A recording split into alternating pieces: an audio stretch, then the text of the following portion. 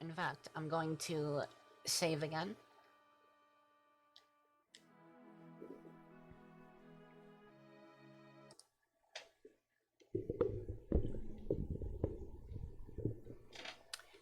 I want to know what's going on here.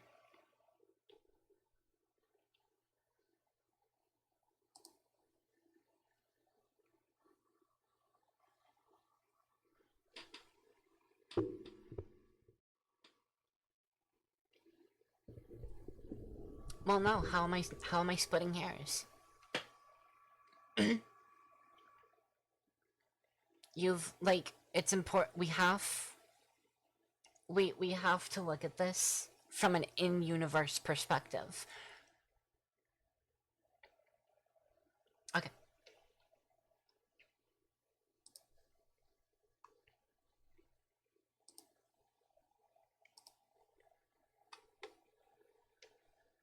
I am in the friend chat.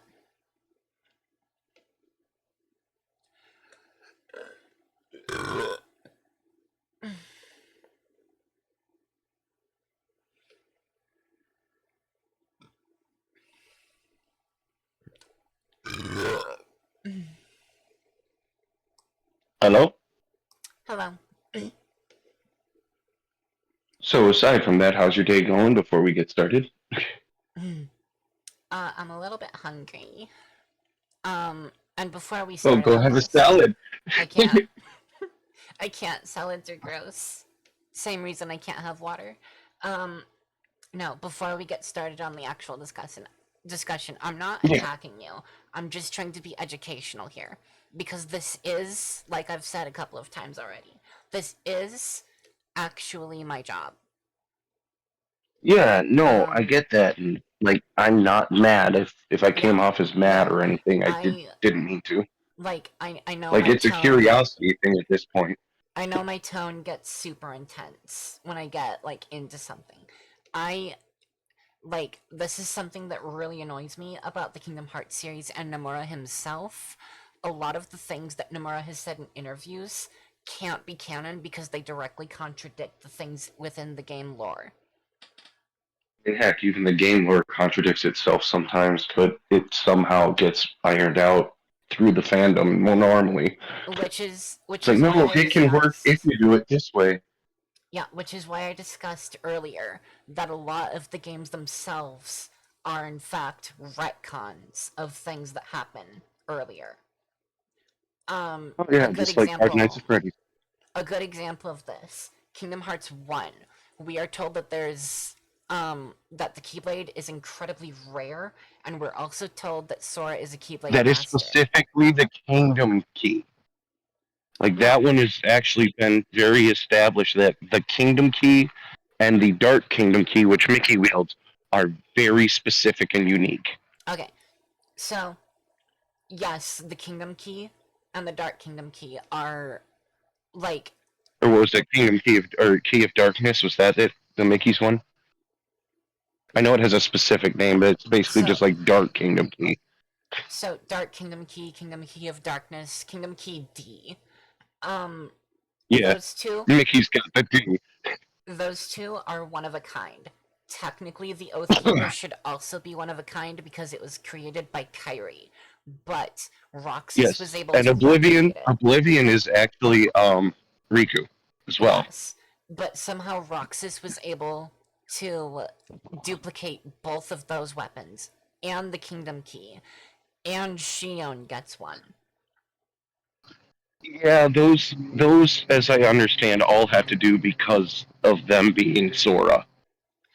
So here's the problem with that, though. That makes that a retcon by default, because if the Kingdom Key is one of a kind, it should not be possible to duplicate it in that fashion. There are at least 3 Kingdom Keys now, because 3 people can use the Kingdom Key, which is part of Did why I don't. I love Shion, but This is one of the things that brings her down in my perspective, because her Keyblade, after 358 over 2, in 358 over 2, it was a replica key. But after okay. um But even then, there were two Kingdom Keys running around because Sora could still use his. So I think that they did good with Roxas. Oathkeeper and Oblivion, great. Two Become One, amazing. Two Become One should be Oh, I his love to singular become one. Keyblade. Truly, yes, actually, true. But Xion should have gotten her own Keyblade. Uh, She should not yeah. be using the Kingdom Key at this point. Oh, But that's that's right. She still, did have the Kingdom Key when she came back in 3, didn't she? yes, and we can prove that it's not a replica because you need to have the actual Keyblade in order to have taken part in the Keyblade War.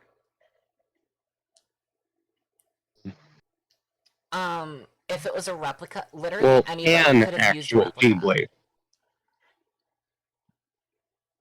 Yeah, That's what I'm saying an though. actual So, Keyblade. Doesn't have to be the Keyblade, but I get what you're saying, yes. so, I'm not mad at you. I'm still not mad at you. You are using No, semantics I here get you. because what I said was supposed to be, it would have to be the actual Kingdom Key. Like the specific weapon that she No, I'm not uses to be the arguing. I'm key. just saying, I know, I'm just like, I'm yeah, clarifying. no. I'm I'm clarifying that agreeing. that's what I I'm agreeing. meant. Yeah, Um, and I'm clarifying as well. In order to take part of the any version of the Keyblade Wars, it has to be a true Keyblade. It doesn't a have to true be Keyblade. the Keyblade, but yeah. And for her specifically, it would have to have been the actual Kingdom Key because that's the weapon we see her using. But Right. back to my original point. It is suggested that the Keyblade is a rare commodity, hmm and And then eventually everybody can do it. so we only see Sora and Riku use it. And one of the Keyblades that Riku uses in Kingdom Hearts 1 isn't even a real Keyblade. It technically Right. it functions as if it is one, but it does not have a keychain, so it's not a real one. Throughout Kingdom Hearts 1, And we you're talking about see the one he used in the dark armor, right? in the Like, when he's Ansem Riku. right? Yeah. Dark armor. Um Yeah. Yep. That's what I meant. sort Yep. of, yeah. Um so we only see canonically two Keyblades. Um or two Keyblade wielders. We see Mickey and Also, Sora. Also, sorry, chat. I don't have the chat window open because I didn't want to have the echo of the stream and this. So if there's any questions, I'm actually gonna change my stream info.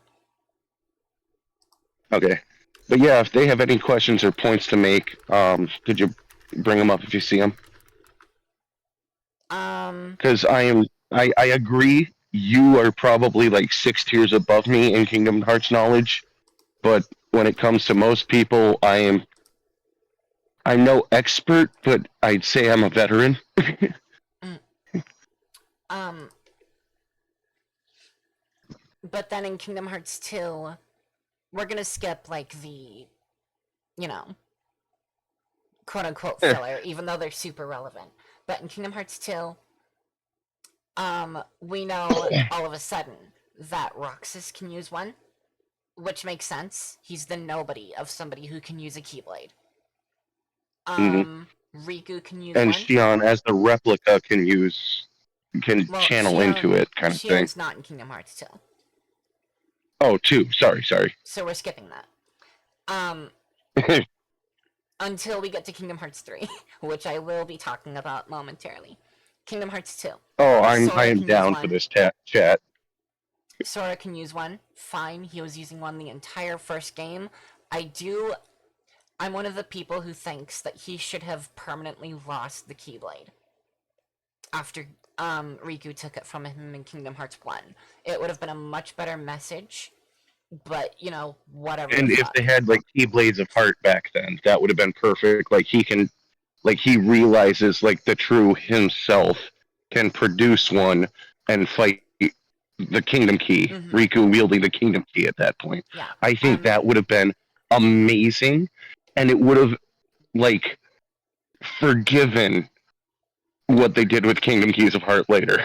Yeah. So I'm gonna branch off and explain what I think should have happened for just a second. Okay. Sora gets to Hollow Bastion. Riku takes the Keyblade back from Sora because it was originally Riku's.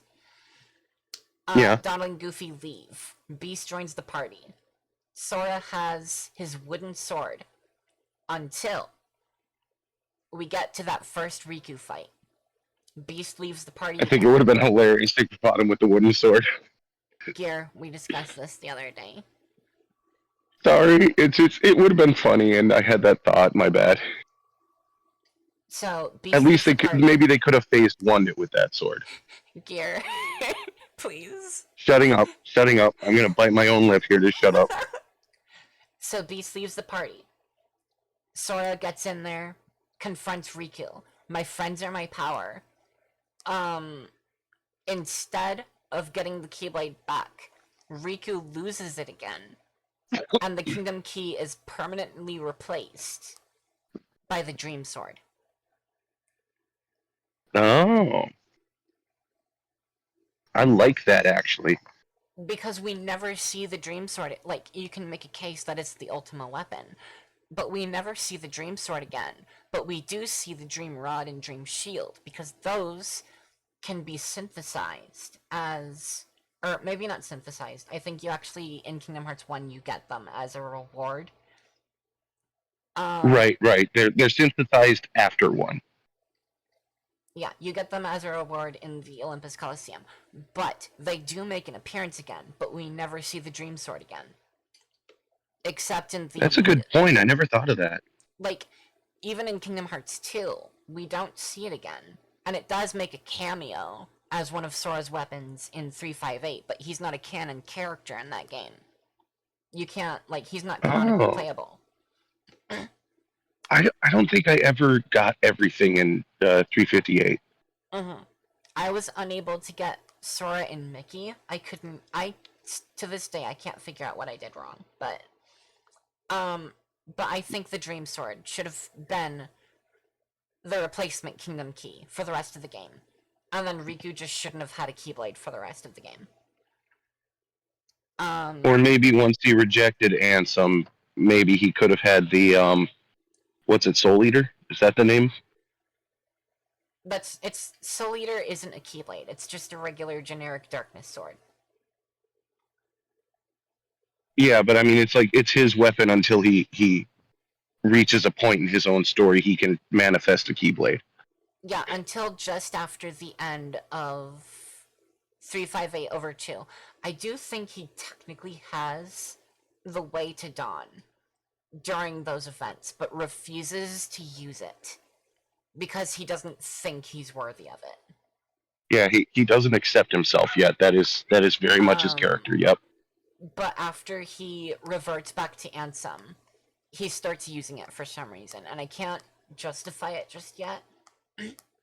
But he does use Soul Eater. That was weird. He does use Soul Eater until, like, late Kingdom Hearts 2. Yep. And then he goes back to Way to Dawn, and I forget which Keyblade did he give Kyrie. It's called the Destiny's Wasn't it the Winnie? Okay. It's called the Destiny's Embrace. It's chronologically in the timeline. Its first appearance is as one of Aqua's Keyblades, which is supposed to be a tie-in. Oh, that's right. I'm gonna talk about this in like a couple of I'm gonna talk about this later in the conversation. Yep, that's why I'm holding on that one. I know this. Yeah. I know this part of the story. Yep. But back to the original timeline of Keyblade having Kingdom Hearts 1. Sora has it. Riku briefly has it. Mickey has it. Kingdom Hearts 2. Sora has a Keyblade. Roxas has one, which makes sense because he is the nobody of Sora who has a Keyblade. Mickey has one. Makes sense. He always had one. Riku can use one near the end of the game. Fine. He was the original intended recipient. And then all of a sudden, he touched the true blade, which also makes sense. Yeah. Let's not talk about Kyrie just yet. Well, This is the part that I was going to talk about. Oh, okay then. Okay. But if you would rather, I can move that down to birth by sleep. Uh, I think for the storytelling purpose, yeah, let's wait until there. Okay. Because that is very important to why. Yeah. So, we don't know why in Kingdom Hearts 2. We're just told that for some reason, Riku had the Destiny's Embrace on his person, and Kairi was And allowed can to just use hand it. it to her. He could just hand it to her and she could actually wield it. Which makes no sense in Huh? context. Like it was a great moment, but like even as a kid when I was playing it, my brain was like, no, wait, what? No, no. And then You can't just Keyblade like this. that scene pissed me off to no end. I was like, why? And she's not even a party member, like, ever. So it's not relevant. She just has the Well, Keyblade now. I mean, you have to wait until after 3, but you do get to play as her. Disgusting. No, Kairi It is one was of my cool, but No, Kairi is one of my least favorite characters because the only purpose she serves until the Remind DLC is to be the damsel in distress. She never learns anything from she's being in Sakura. that role. Like she has no purpose in the entire series. Like Like it's fine in 1. It's fine. She's great in 1, she's the and then driving it force becomes a in one. problem. I need to clean my screen. She's the driving force in one, so it sort of makes sense, I guess. But then in Kingdom Hearts 2, she's not relevant. She gets kidnapped in the middle of the game and you don't even know about it. The entire point of Sora continuing to travel is so he can find Riku, and he is on board with looking for the king all of a sudden. Which makes sense because I Donald and mean, Goofy he by this was, point yeah, are his friends. right. Like So he he's always wanted to help them, but it wasn't his goal. like it in Kingdom Hearts 1, he didn't give a shit about King Mickey, he didn't give a shit about Donald or Goofy. He was looking for Riku and Kairi. But then that scene in Hollow Bastion where they um separate because Donald and Goofy think that Riku has the Keyblade now. And then they return to Sora. He actively acknowledges them I as his was friends. so fucking mad when that happened. I was shocked, Like the but it first made time I played, sense. yeah, I was so fucking mad when I first played that. I literally just dropped the controller and walked away for like 20 minutes. It's like, Donald, Goofy, you guys are fucking bros. What the hell? I don't care what your orders are. Um, but it made sense because Donald was maybe warming up to Sora, and Goofy definitely cared about Sora, but Donald had orders, and he's the type Yep. that follows orders. And Goofy, And Goofy's not the type to betray a longtime friend. that, and Goofy is a follower. Yeah, yeah, that Goofy makes sense. That's true.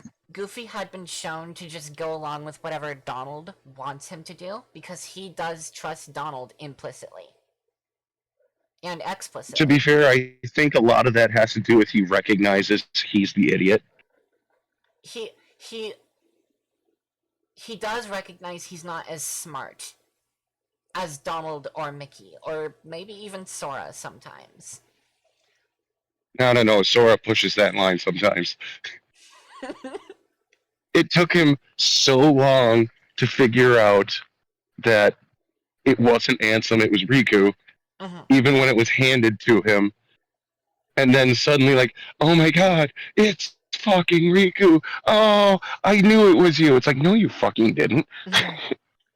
um The whole past 20 minutes was you know it wasn't or didn't know it was him. um but then You're threatening him. that scene right before Sora fights Riku and gets his Keyblade back, that's when Goofy is like, no, Sora's the guy, like, I can follow Donald and Riku, but I can't turn my back against Sora, who I've been traveling with this entire time. I think it's one of those he recognized the power in his heart as well as it's like, no, this is a real friendship too. I can't go Yeah, against this. like Goofy and Sora were on close terms, closer than Donald and Sora at the very least. But Oh, they were fighting through the whole first game. yeah, so Goofy Like, changes I mean, just look at sides. Tarzan, but yeah, Goofy provides. Damn right. Yeah, Goofy changes sides. Um, Oh, I misheard you. I thought you said Goofy provides. I'm like, that's so perfect. that too. But Goofy changes sides and rejoins Sora. And then Goofy says some nonsense about, like, Sora's my friend. So, Donald, you can go ahead and tell Mickey I'm sorry, but I can't follow this order anymore. And then So Donald, so he Kingdom Hearts speeches.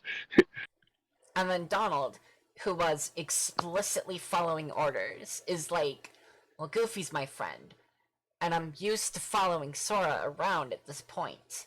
So Sora's my friend too. I think that one is like Donald was right there on the tipping point. He didn't want to abandon Sora, but he knew he had a duty, and he's like, you know what? Yeah, If he he's follows going for it, orders. I'll be part of that too. Yeah, like Donald Like throughout he the just needed the games. push. Well, Donald throughout the first game, at the very least, is portrayed as, again, the type who follows orders. And his orders were to follow the Keyblade. But, like, at this point, he was like, damn it, my friendship overrides these orders that I have. So they Hmm. both.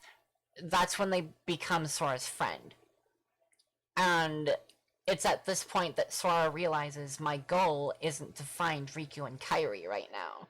My goal is to make sure that these two find their king. Because I've found Riku, and he's turned on me. And I do still want to find. Yeah, no, he hasn't found Kairi yet. He does still She want did. to find Kairi. She was But, she was on the floor in front of him. okay, find Kairi isn't necessarily what I meant. Rescue Kyrie. Because he had seen Kairi on the ship. Well, and in this scene, she was right there. She was just, unconscious and without a heart Right. because somehow nobody figured it out. That's why he was schizophrenic vision Kyrie the entire game. It wasn't just he was, like psycho, like schizophrenic vision of her. It was actually her heart talking to him the whole time. And also Ventus. Oh yeah, we'll We'll, get we'll there. get we'll get there in a minute. But yeah, that's the moment when Sora decides to help them actually find. God fucking. Oh, what's up? Oh, fucking bot. Oh, a bot. I thought you had like one of those where I'll have to like completely stop a sentence and reset because I have so many thoughts bottleneck. No, I don't remember why we got into this, but like, Well, it started with who would be the bodyguard, if that's what you mean. no, this specific one. Felix Oh, hasn't told me who I need bodyguarding against yet, so I've dropped that subject entirely. if we're going back to this, it was about the the true keyblades, like and that it bothered you about Shion being able to wield it, and we were basically at the end of Kingdom Hearts 2. Well, we were talking about who has a Keyblade. I don't remember exactly why we started getting into like why they're chasing after Mickey all of a sudden, but I would like to get back to the Keyblade discussion. Yes, yeah, Um, I get you. That's why I was helping you. I did say we were going to skip over like the filler games, We but might touch on them. You kind of have Birth to get 3 to make sense. Birth by Sleep is super relevant, especially to the Keyblade discussion. But like It's at the end kind of of the Kingdom key Hearts point. 2, at the end of Kingdom Hearts 2, we do learn somewhat that Xehanort has a Keyblade too.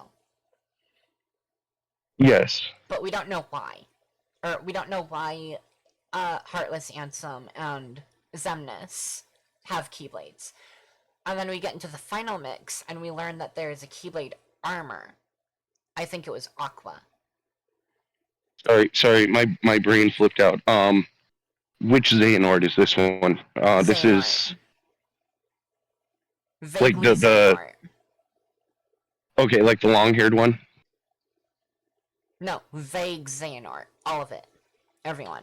We're told Oh, has a okay, Keyblade. Xehanort the entity, not a specific Xehanort. Gotcha. Yes, the idea of Xehanort. You know, the thing is, we kind of might have to be very specific if we say the word Xehanort. We will be, but in this specific instance, we know that there's a character named Xehanort Yeah. who has a Keyblade. Okay, for chat, if we just say Xehanort, we mean the concept. Mm-hmm. The idea of Xehanort. And Gear will hold me to it. Yeah. If If say I catch you, it's like, Xehanort, no, that's this one. yeah. So we know that an entity known as Xehanort was once the disciple of Ansem the Wise, and I will always call him Ansem the Wise. If I just say Ansem, Yeah. I mean Seeker of Darkness. That is important. Oh. Yes. I will agree with that one. I will say if we just say Ansem, that is Seeker of Darkness. If we don't say, if we say Ansem the Wise, that's a whole different character. And oh boy, we're going to need to get into that one too at some point. But I think that's Birth by Sleep. Or no, would that be more Dream Drop, wouldn't it? No, that would be Birth by Sleep. Because that was when he was in power. But at the end of Kingdom Hearts 2, we have the knowledge that a character named Xehanort has a Keyblade. We don't know why. Sora has a Keyblade. We do know why. Roxas has 2 Keyblades. We sort of know why. And we kind of know why. I mean, if we went into the supplementary, it makes sense as to why he has 2. OMG, hi Zag. Hi. I haven't Hello, heard friend. from you in a while. Thank you for the first time chat. 2. Oh, so you finally remember. I'm so flattered. Oh. Damn it, as soon as you said I was about to do the freaking I'm so flattered. Okay, but also, important, we now have 2 Kingdom Hearts. The Kingdom Hearts of Man, which is the moon, basically power core, created by capturing the hearts released by the Keyblade from the Heartless being defeated. Okay. And it's... Oh god, how do you explain this without, or to anybody that isn't into Kingdom Hearts? I'm fine, Zag.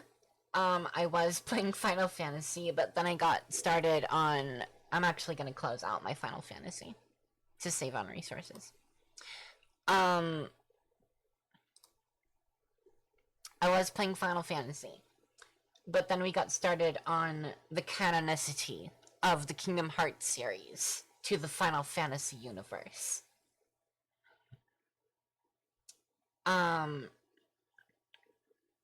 So now we're talking about Kingdom Hearts and why you can't trust Nomura's word, because his word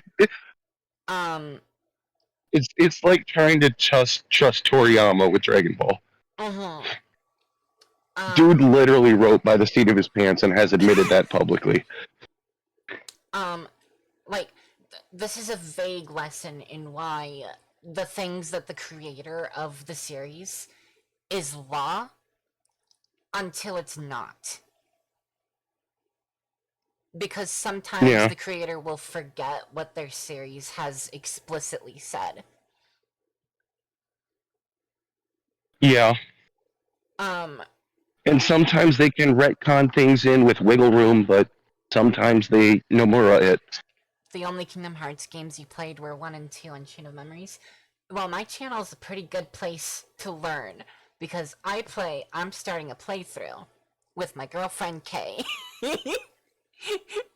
And I'm talking about this right now, Was so.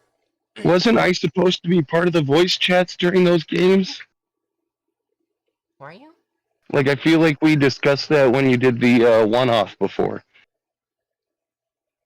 We might have discussed it, but there was never any follow-up.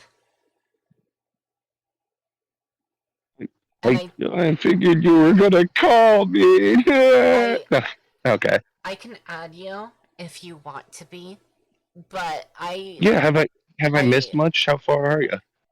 I got as far as I don't think I've done Olympus Coliseum yet. Oh, so you're still where it's very straightforward. You haven't even really learned anything then. I don't think I've even beaten the Trickmaster yet. You haven't finished Wonderland?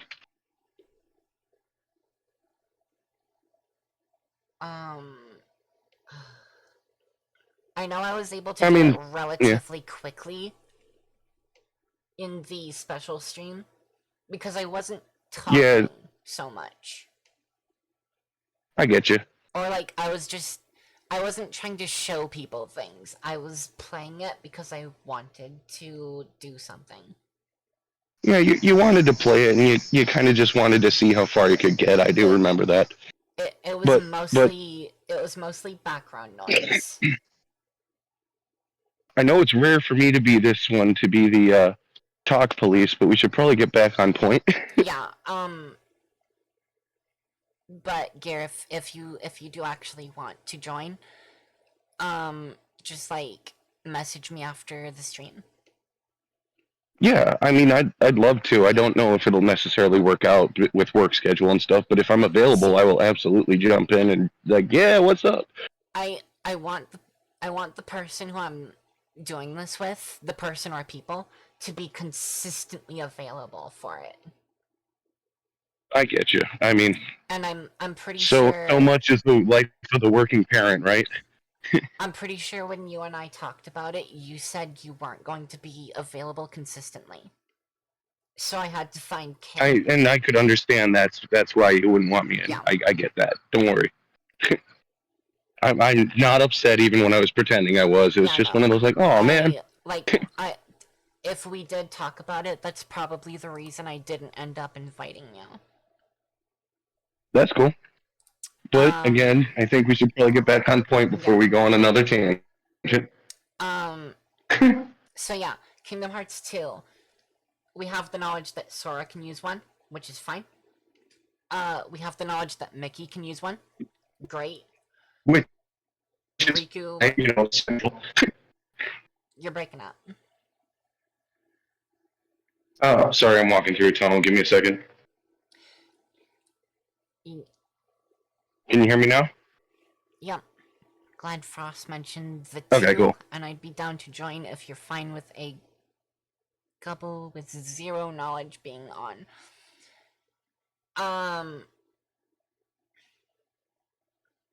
Do you mean my playthrough or this conversation? And I'll continue. Commentary's cool, but I'll continue talking about this until I get an answer from Zag. The day you die. But we know that Sora has a Keyblade. We know that Mickey has a Keyblade. We know that Roxas has 2 Keyblades, which makes some sort of sense. Riku has a Keyblade. Kairi has a Keyblade, which makes no sense at this time. And a character named Xehanort has a Keyblade, and we're not sure why. From what you've... I don't really know who Xehanort is yet, but yep, we'll get there. We're going through the series right now. And discussing... I'm talking to Zach. That's what I'm saying. Hi Zach, sorry. Or hi again, but yeah. We're going through... If it sounds like I'm not talking to you, Gare, I'm probably referring to somebody in chat. and I'm not reading out their message so I can save on time. Okay. um, But yeah, if they bring up anything good, let us know. but we're going through the series right now, and we're discussing the plot point, or rather the plot hole of the Keyblade is a rare commodity, and throughout the series, more and more people are getting one. um, yeah, if you want to join the commentary group for my Kingdom Hearts playthrough, I was originally gonna look for someone who knows nothing about the series. So if you want to join, great. Um, go ahead. If you want to join, go ahead and like DM me about it, and we'll discuss. But for now, um, yeah, those are the characters who we know has a Keyblade. And we also know that there's a unnamed at this point character who Zemnis seems to remember, who also had a Keyblade. Yep. And we're not sure why. I forgot that was one. revealed at this point. So it was revealed after Birth by Sleep was made, and it was a cutscene added in the Oh, final that's right. This is mix. 2.5. Yes. Yeah, this is 2.5 with the yep. Okay, yeah. Now I do remember that. My throat's getting a little bit scratchy. Drink your tea. I don't have tea. All I have is this Drink your beer. I don't know. disgusting water.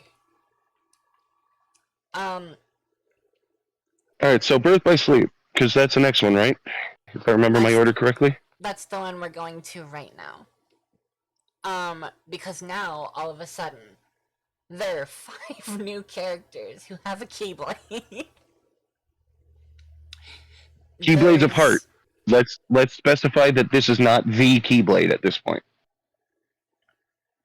So, I'm going to call the definitive Keyblade Kaiblade. The Kingdom Key. Oh, yeah. Yep. Because the key. That's much better than the Kingdom Key for that. The Kingdom Key is technically a higher designation, even though it's not more powerful than other Keyblades of Heart, but it is still a Keyblade of Heart.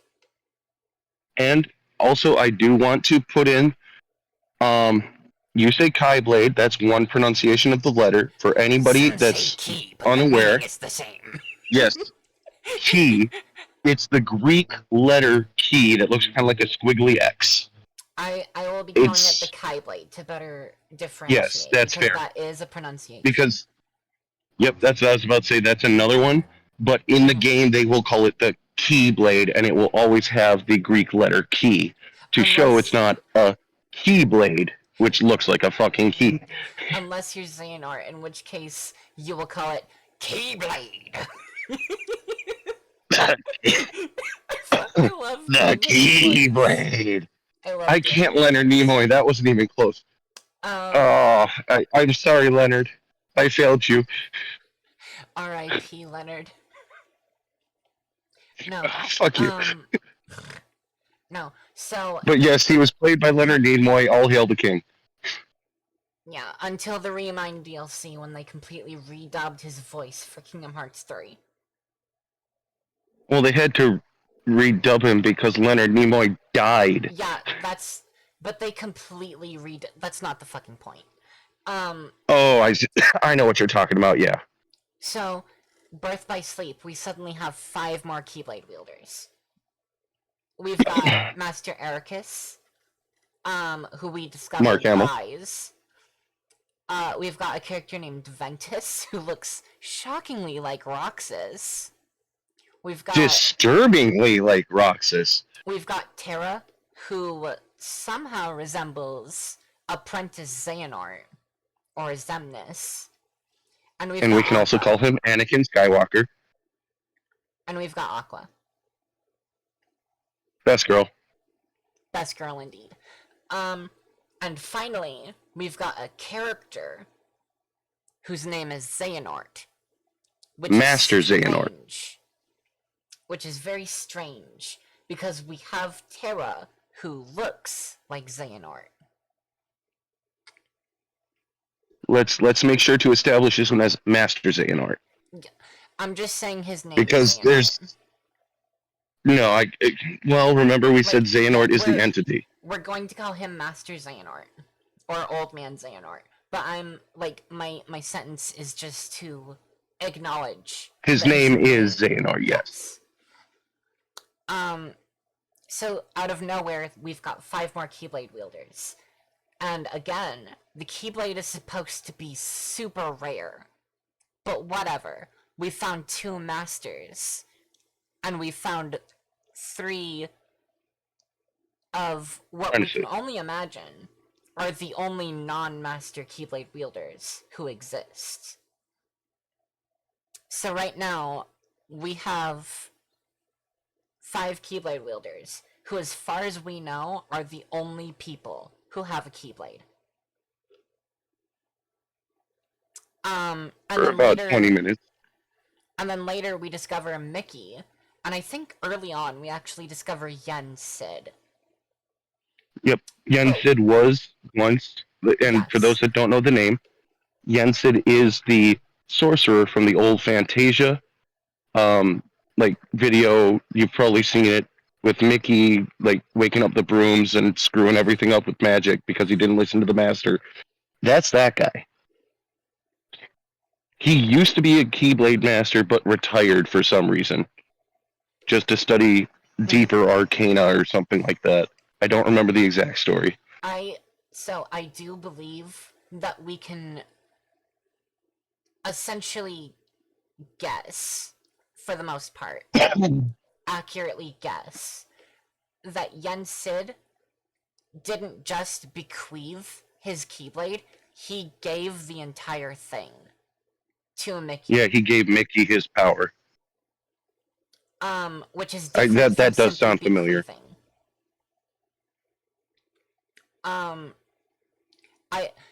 I think we can assume what happened to Riku in Kingdom Hearts 1, or what Riku forcibly went through with his Keyblade in Kingdom Hearts 1, Yen Sid did on purpose with Mickey. And some Seeker of Darkness basically forced it onto Riku without his knowledge for the most part. Because he literally possessed that body. In a roundabout way, yes.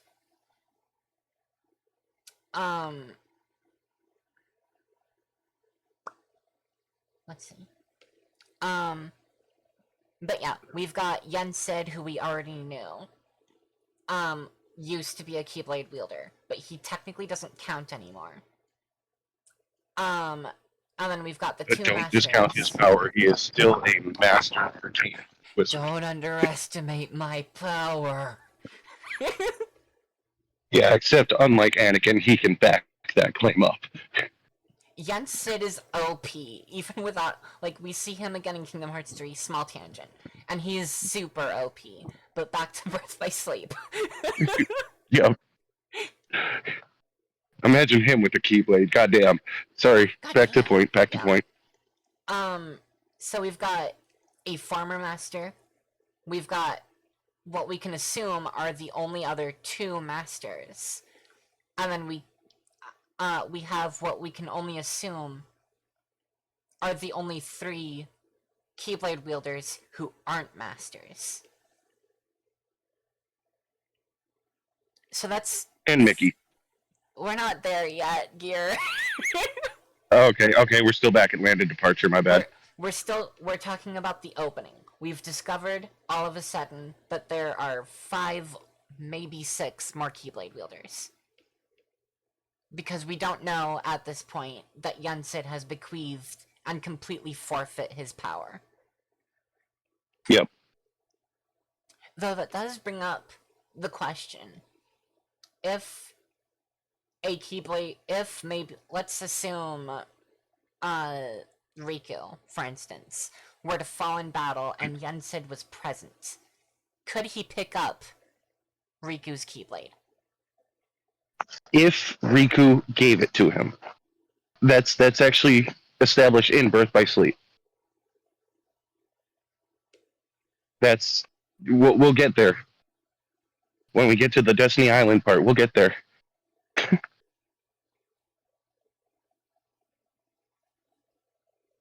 I don't think we get to that. Hello. I genuinely don't think we get to that part. Well, we're talking about the game that it happens in. Okay, when this is my job and I don't remember this part, so you're gonna have to remind me, and I'm gonna have to tell Okay. you whether or not I remember when we bring it up. But Yep, fair enough. But anyway, those are the 5, maybe 6 people who have a Keyblade in this game. Which means we've added 5 people to the roster. Or potentially, we have added 4 people. Because we already knew there was a character named Xehanort who could wield one. Yep. But continuing, there is a ceremony, the test of mastery, about to happen for 2 of them. Terra, the guy that looks like young Xehanort, and Aqua, Best Girl, have come of age and reached a point in their training where their master thinks they are ready for the final test. So he invites Master Xehanort to be there for the ceremony and observe the test and basically consult. And the test begins. We already And know something's gonna go immediately, wrong, by the way. what? By this What? point, we already know something's gonna go wrong. Yeah. Well, like I said, the test begins. Immediately, shit goes wrong. Dark entities start showing up in the middle of their test. And the funny thing is, both masters stay in their damn chair. And they're just like, nope, you guys take care of this. Consider it part of your test, kind of thing. I am gonna say 2 And things about what you're talking about right now. And unfortunately, one of them is gonna put an end to this conversation. Okay, go for it, I guess. Wouldn't be a good story if everything went right. Yeah, we do see, the first thing I'm gonna say, we do see in this exact cutscene. That's right. That Master Xehanort is fucking shit up. Yep. You see this like subtle hand motion and a little like dark twinkle.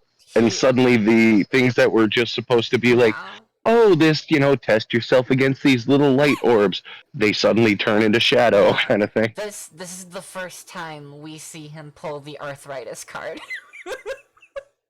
Oh, that boy's gesticulation is off the charts. If his hands aren't moving, it's not him. But the second thing I'm going to say is the Mark of Mastery exam is not relevant to the Keyblade discussion. I mean, I think that it is important to give like the overall story though, because it does contribute. I will say its relevance is... It's minimal, but it's there. It's minimal at best. Because it does tell us... It does drive the entire story. Arguably the driving force of the entire series. But its only relevance... It began the temptation of Terra. Its relevance only goes so far as Aqua succeeds and becomes a master, which gives her a specific power. And Terra fails, so he shouldn't have the power to do what Aqua can do now. And boy, does it start driving a wedge. And this is the problem that we face in further installations, like Kingdom Hearts 1 and 2. Because later, we're going to talk about the Kyber thing. Well, that's also what I was talking about with Destiny Islands. Like, the reason Riku gets a key is the Keyblade child. So, and why Sora does eventually too. So that's what I thought you were talking about when you brought it up. The problem is it's not the question I was asking. Oh, okay. Because Yen Sid was a Keyblade wielder, and he forfeit his Keyblade itself to a Mickey. However, this happens with Riku as well, where he is technically a Keyblade wielder, but his Keyblade is forfeit to Sora. And then he later gets Yes. another one because he earns it. Yeah, So it was one of those like you receive the gift, you lose it, and then you earn back a version of it the for him. question I was asking was if, for example, like Roxas or Riku or Sora were to fall in battle, maybe not die, maybe not even die, but they fall in battle, their Keyblade drops to the floor. Oh, could he pick it up? Could he potentially pick it up and use it in battle in the same vein as when Roxas and Riku battled, and Roxas threw the Oblivion, and Riku was able to wield Well, it the thing against with Oblivion Roxas? is Riku is part of Oblivion. I think that is part of why he was able to wield that. That's fair. I don't. We're kind of getting into splitting hairs again. I think if it's a Keyblade of Heart, somebody else can wield it as long as they have the gift. If it's a true Keyblade, I don't think so.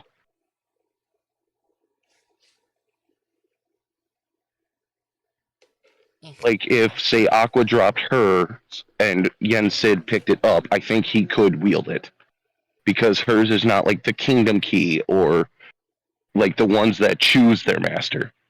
Mm-hmm.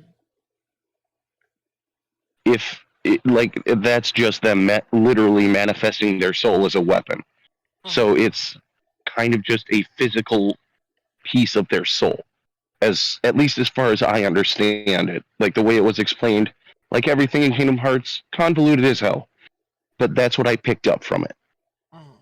So I think it's just like, what's it? Well, here's the problem. Scott Pilgrim. Like when they pull the swords out of their chest in Scott Pilgrim, Yeah. other people can hold that sword. Other people can use that sword because it's just a physical manifestation of that person. Mm-hmm. If it's a true Keyblade, it'd be like if Link dropped the Master Sword and someone not worthy tried to pick it up. Yeah, it's a weapon, but they can't use it right. Like it's basically just a sword for a normal person. Mm-hmm.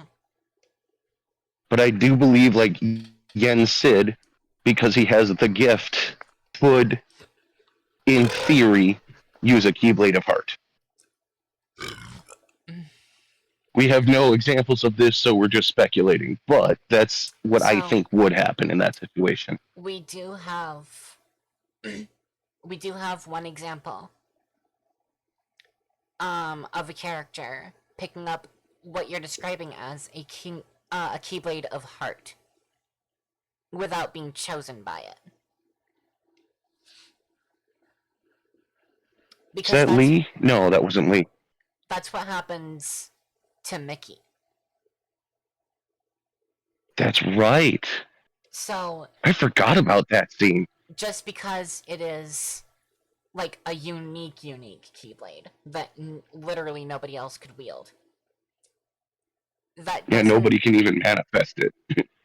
that doesn't mean that somebody else can't pick it up. Because that's also technically what happened to Sora. If you think about it hard enough. Because that Keyblade, I can see that logic. That Keyblade chose Riku. But it couldn't go to Riku. So it went to who was closest to him because they had enough soul connection. Yes. Quite literally, because the moment Riku summoned the Kingdom Key, Sora was the person who picked it up. Oh, that's right. It was Riku that technically called it. Mm-hmm. The moment Riku My theory is Riku wanted to look cool for Sora. So the moment he descended into darkness, he tried to call the Kingdom Key and do that fucking point at the horizon thing with it. Right. But the summoning of the Kingdom Key is what sent Riku into another world. And Sora was literally right It there. opened And him the up to the moment, lanes between. yes, and the moment Riku summoned it, Sora grabbed it by accident.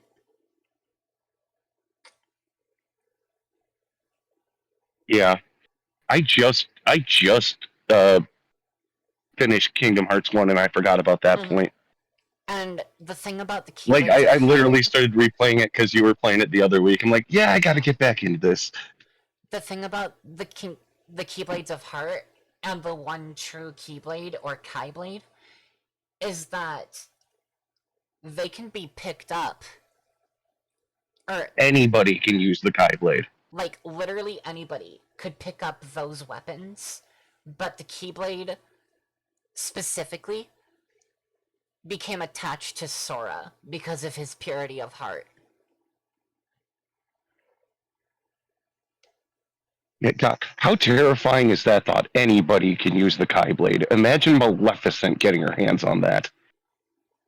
Um, I'd be more comfortable with Xehanort having it. well, no, not just anybody could use the Keyblade. You do have, They have to have a strong enough heart and all that. in order to use the Keyblade, you either have to be the one who summoned it, or you have to be a Keyblade wielder. Okay, yeah, you still have to have the gift. That's right. But in terms of summoning it, you can't do it in the same way as, like, the Kingdom Key or the Kingdom Key D.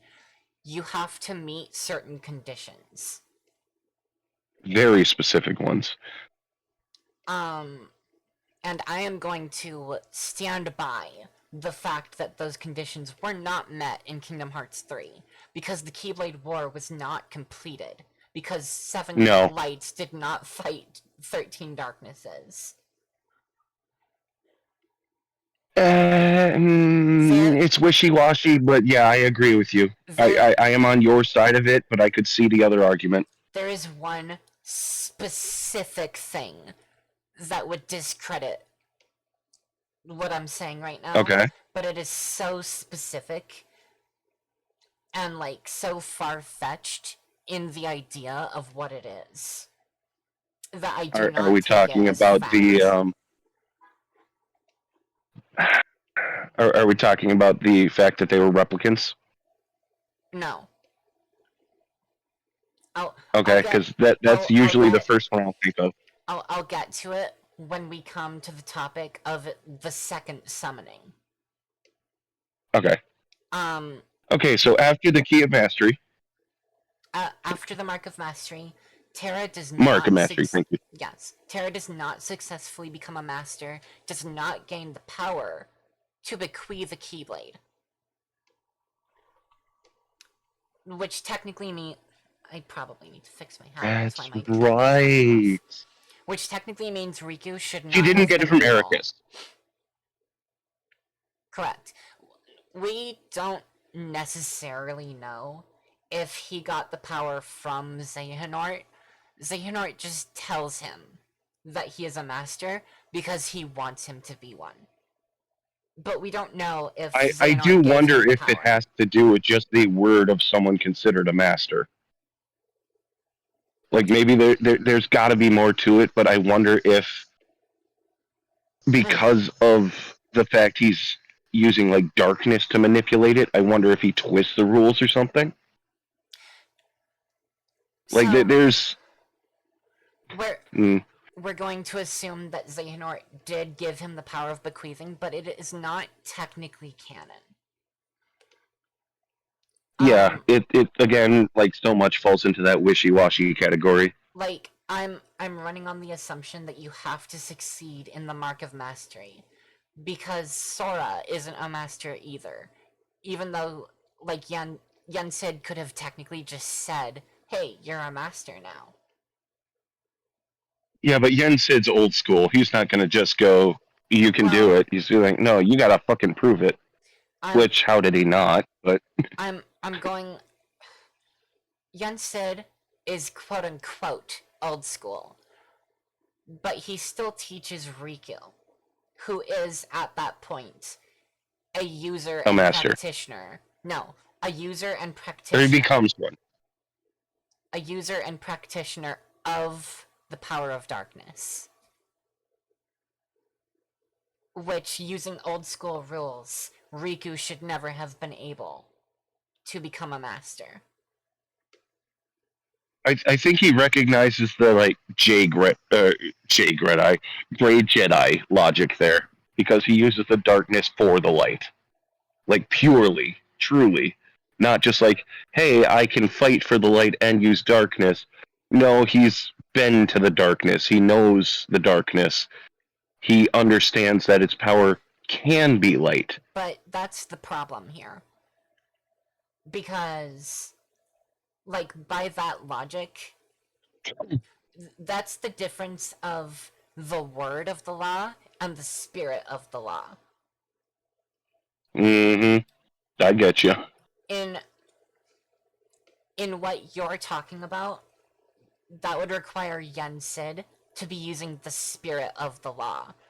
But Yensid specifically would have designed the The law. like he would have designed the mark of mastery for Riku to be allowed to become a master. The Is this the specific part where I bring up the fact that Riku's actually a dream eater?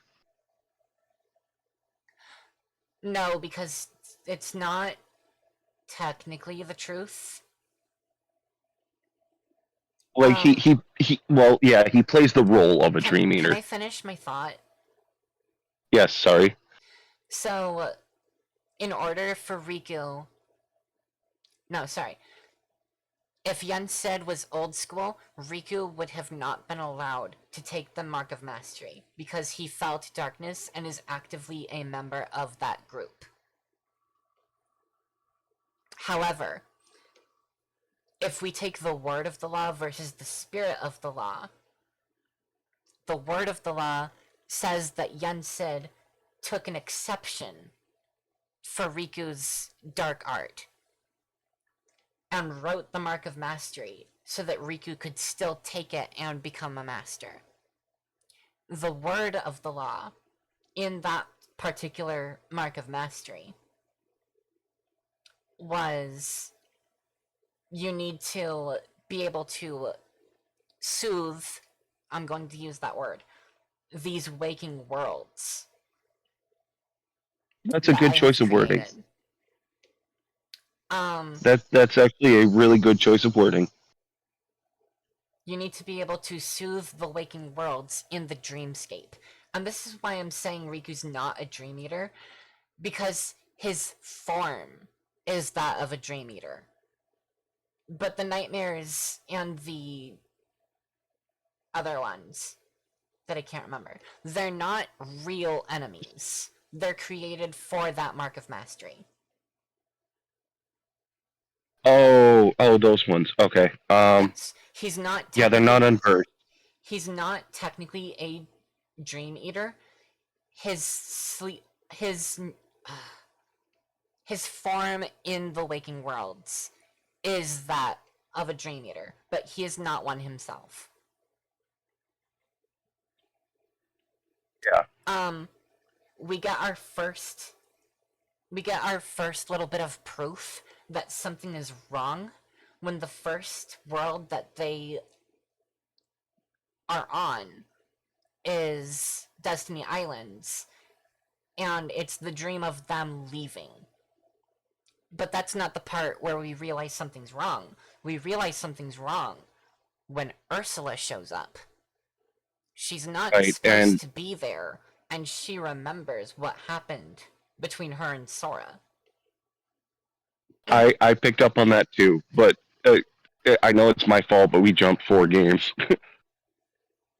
I'm trying to very briefly explain like a Yeah, plot what point. I'm thinking, my train of thought. I get you. Yeah. Um you brought this up, so I'm trying to explain like the problem with a with lot of that stuff, logic. really. So, in Dream Yeah, Drop no, like I said, it Distance, is my fault. in Dream Drop Distance, the word of the law versus the spirit of the law. Riku can take the Mark of Mastery, but the Mark of Mastery was written that you have to soothe the waking worlds. And Sora doesn't manage to do it. Because Yeah, he gets drawn deeper. a world was added. So, by the spirit of the law, Yen Sid should have been allowed to make Sora a master, even though he technically failed. But There were outside forces involved in that, but yes. that's what I'm saying, though. Like, that's why we were talking about why Xehanort can't just make Terra a master, because Terra didn't succeed in any Mark of Mastery. He didn't pass any test.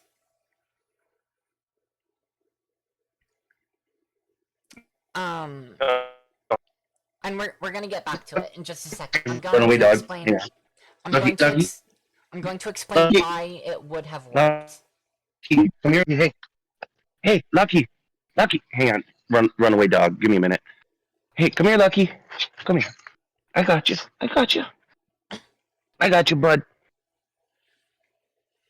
I got you. Sorry, didn't mean to get in the way, but Mm. one of the neighbor's dogs ran away to me. It's I got Lucky. Lucky is right here. I got him. Oh, hey, hey, hey, hey, hey, hey. No fight. No fight. It's okay. He's in my arms. I got him. It's okay. He's very excited. Here you are. Got him? Gotcha, gotcha. There you go, hon. No worries, no worries. I saw him coming. I'm like, uh-oh. It's the boy. I'm back, sorry. I'm Andrew. Boy. Yes, I'm Colton and Annabelle's dad. Yeah. Alright, have a good day, guys. Okay, I'm back. Hey, Garrett, I don't want to alarm you. You didn't mute for any of that. I honestly didn't have the chance to. That's Yeah, I know. Just I know you're concerned. I understand. Thank you. I want to make sure, you didn't just dox yourself by saying names. Look, I live in a town where if anybody can trace me to it, I'm impressed. Okay.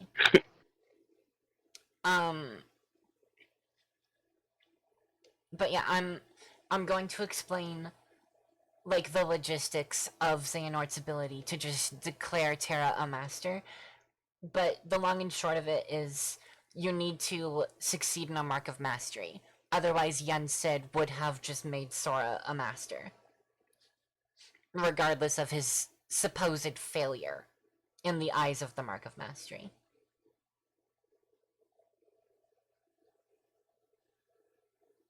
Yeah. No, that very much holds. Uh-huh. You can't just go, I like you. You have all the power. I am going to say succeeding the Mark of Mastery is just as important as getting the okay from the master who held it. Yeah. Which is why they're kind of vague on what qualifies as defeating it, though. as or far passing it. as far as we're concerned, for our specific purposes, we can at least tell you have to succeed the Mark of Mastery, and you have to be able to get the master's approval at the time of success. Terra did one of those two things, but he did not get the master's approval. Yes, the Mark of Mastery that Aqua successfully completed and Terra technically successfully completed was you need to be able to break the balls of light, which I'm going to assume required focus on the part of the Keyblade wielder. We're going to assume that they were moving sporadically, faster than usual perhaps, or that they were not tangible in some way. And it's heavily implied the reason he failed is for a brief moment during the test, Terra showed darkness, no, so literal darkness. no, that's what I'm getting at.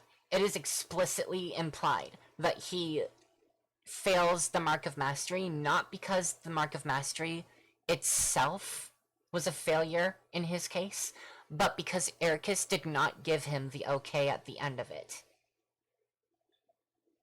Because he saw the darkness. That's what I'm saying. Yes, he. Like you can even see it. It channels around his hand for a moment. He Yes, like that's what has I'm that saying. brief, oh crap, turns it off That's kind what of I'm thing. saying. That's what I'm saying. If Ericus had not noticed the darkness himself, Terra would have become a master. But Xehanort noticed it and immediately popped wood. Yes, he met the criteria for having passed the Mark of Mastery, but he did not get Ericus's specific approval at the end of it. So he met 50% of the criteria to become a master, but was not granted the rank of master by Qui-Gon I mean... Just like how the Emperor totally, Yes. So, technically, he did succeed the Mark of Mastery. But because Ericus did not grant him the rank of Master, he was not given the rank of Master.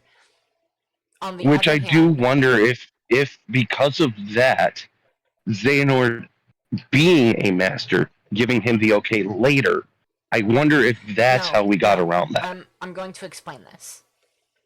Okay. I'm going to explain this. Just let me finish this particular thought. We will continue with the story of why Keyblades and them being rare is a fucking retcon by the time of Kingdom Hearts 3. So fuck. Right. So the difference between those two is Terra succeeded the Mark of Mastery test, but didn't get the okay. Whereas Terra got the okay, but didn't succeed the test. So each of them only met 50% of the conditions. Yeah. So I'm gonna go ahead and explain it now because I know you're itching to get there. Hmm.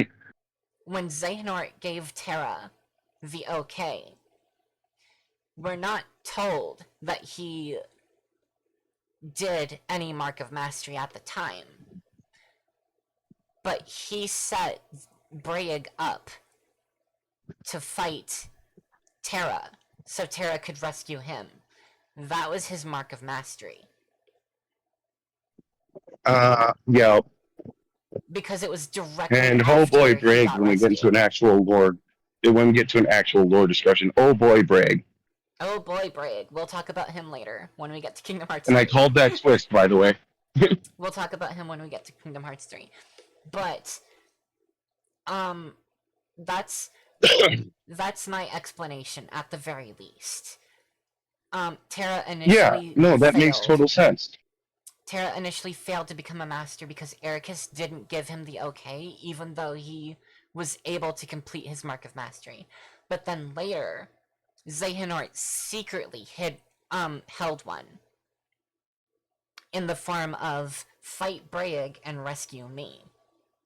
And then after Terra succeeded in the quote-unquote Mark of Mastery that was held by Did you Xehanort. almost say Terranort? I'm used to saying Xehanort right now. Oh, okay. Well, Terranort's a nickname for something. We'll get to it later. Yeah, But because Terra succeeds in this secret Mark of Mastery that even he doesn't know he's taking, hey guys. and is then given the okay by Xehanort to consider this a success, he is then bequeathed the rank of Master. Even though nobody else in the entire series will ever recognize it, he is, at this point, a Master. does. She Um, doesn't call him Master Terra, but I think Aqua recognizes it. She's just mhm. not happy with it. So, Like I think at that level you can like just subtly see, oh, something's different. Oh, that's what's different. Uh-oh, kind of moment. so Aqua is happy for him, but she Recognizes the danger. she's the Donald of the group, is what I'm gonna have to say. She follows Oh, orders. fuck you. No, I mean she follows orders. She's the Specifically, loyalist. I get you. yeah, she specifically follows Ericus's orders, and because Ericus didn't recognize him as a master, she thinks something is wrong with him being a master. And that continues to drive the story. Because if she had just accepted that Terra is now a master, they could have talked it out. And Yeah. they could have said, hey, something's up with Xehanort. And they would have all immediately been against Xehanort instead of still being separate. But Well, didn't I think it was like too late by that point. The relationship was broken enough when they were saying like I think Aqua brought it up that she's like something about Master Xehanort, and at that point Terra was so entrenched that he lashed out. Where it's like, why can't you trust him? He trusts me, and you trust me, kind of thing. Like I think that was like the breaking point because wasn't that what happened at the end of Radiant Garden? I can't remember. I want to say that the Mark of Mastery took place before the trio came back together. It did. Okay. I I haven't played that game in so long. Um Yeah, no, it did. It was, I but think, like right before. In fact, so I think she realized at that point that Terra was a master, and Terra was upset that the first thing she said wasn't congratulations on becoming a master. It was, so that Xehanort guy, right? yeah, that seems about right. Like, she couldn't just be happy for him for Because I five played Birth by Sleep minutes. only a couple of years ago. That Yeah. sounds right. It was the fact that she couldn't be happy for him. And then Ventus was upset that his two best friends were not only We're fighting, fighting. but fighting directly in front of him and trying to pull him in two different directions, essentially. Yeah, they both kind of had the well, which of us are you agreeing with kind of moment. They I hate to explain it It in wasn't this that way. direct, but I hate to explain it in this way, but the divorcing parents.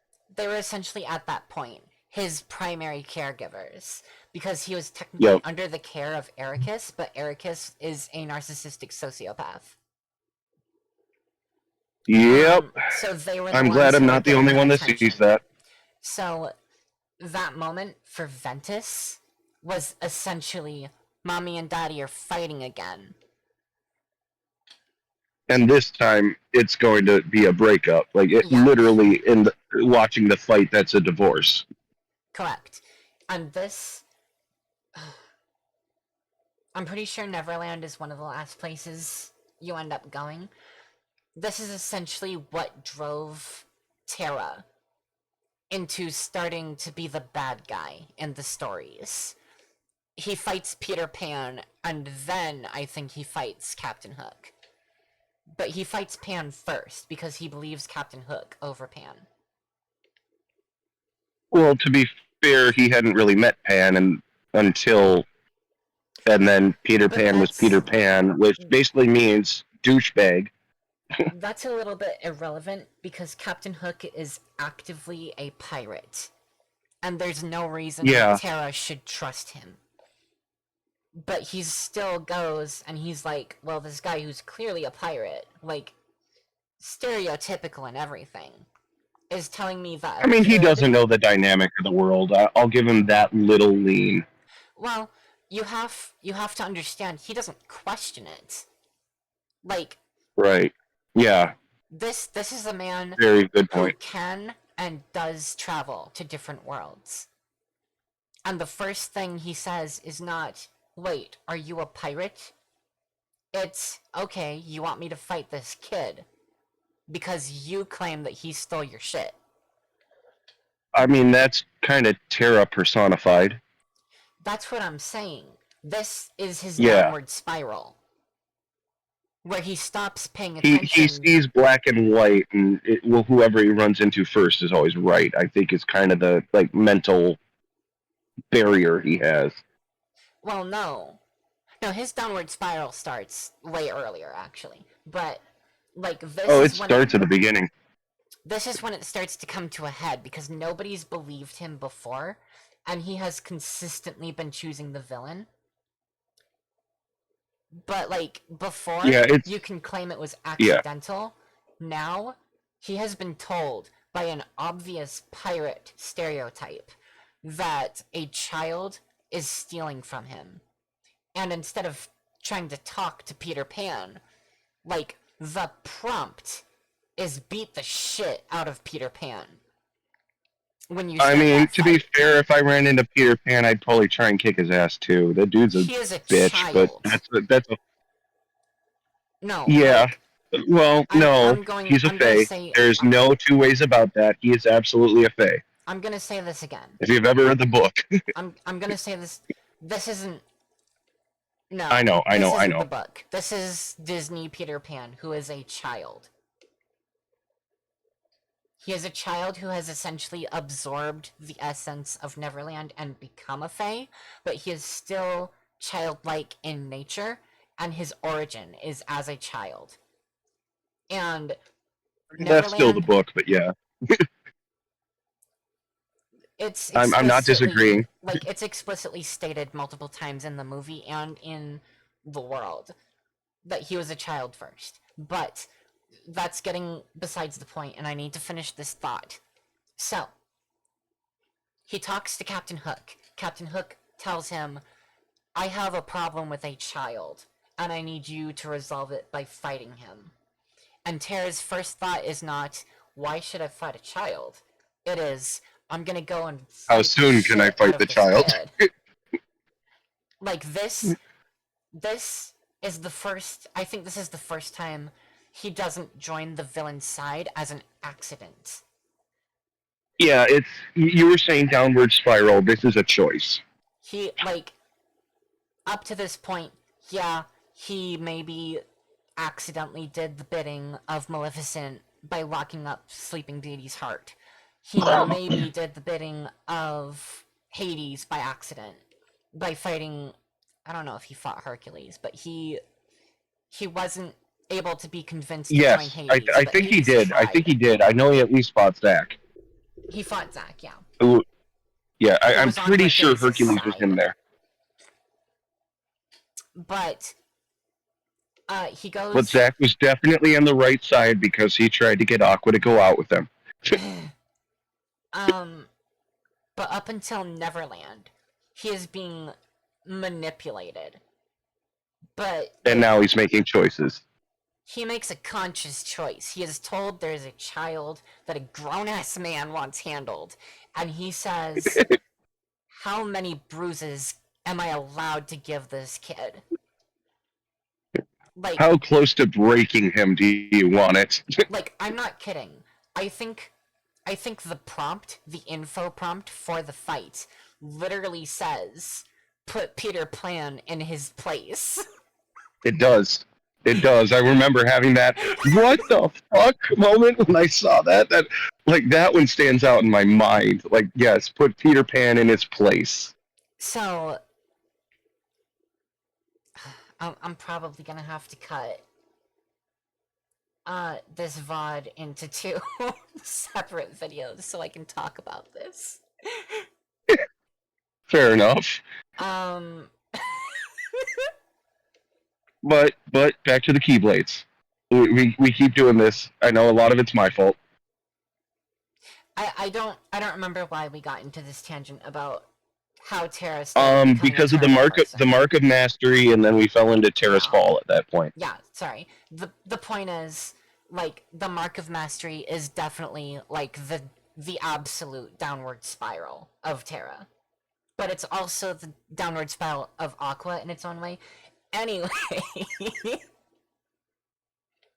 So now he Xehanort has this power. Xehanort passes him the mark of mastery. So now both Aqua and Terra also have the power to bequeath the ability to use a Keyblade to us. I think a successor of their choosing.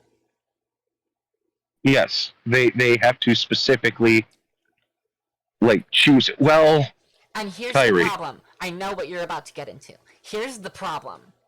They have to specifically because Kyrie, choose. it wasn't passed to. She just touched the hilts when she was like reaching for Aqua's hand, like, oh no, I'm scared. Touched the Keyblade, and apparently that's enough somehow. I'm going to explain this because, like I said, I think a it's because she's a princess of heart. a successor of their choosing, one successor that they actively say can do it.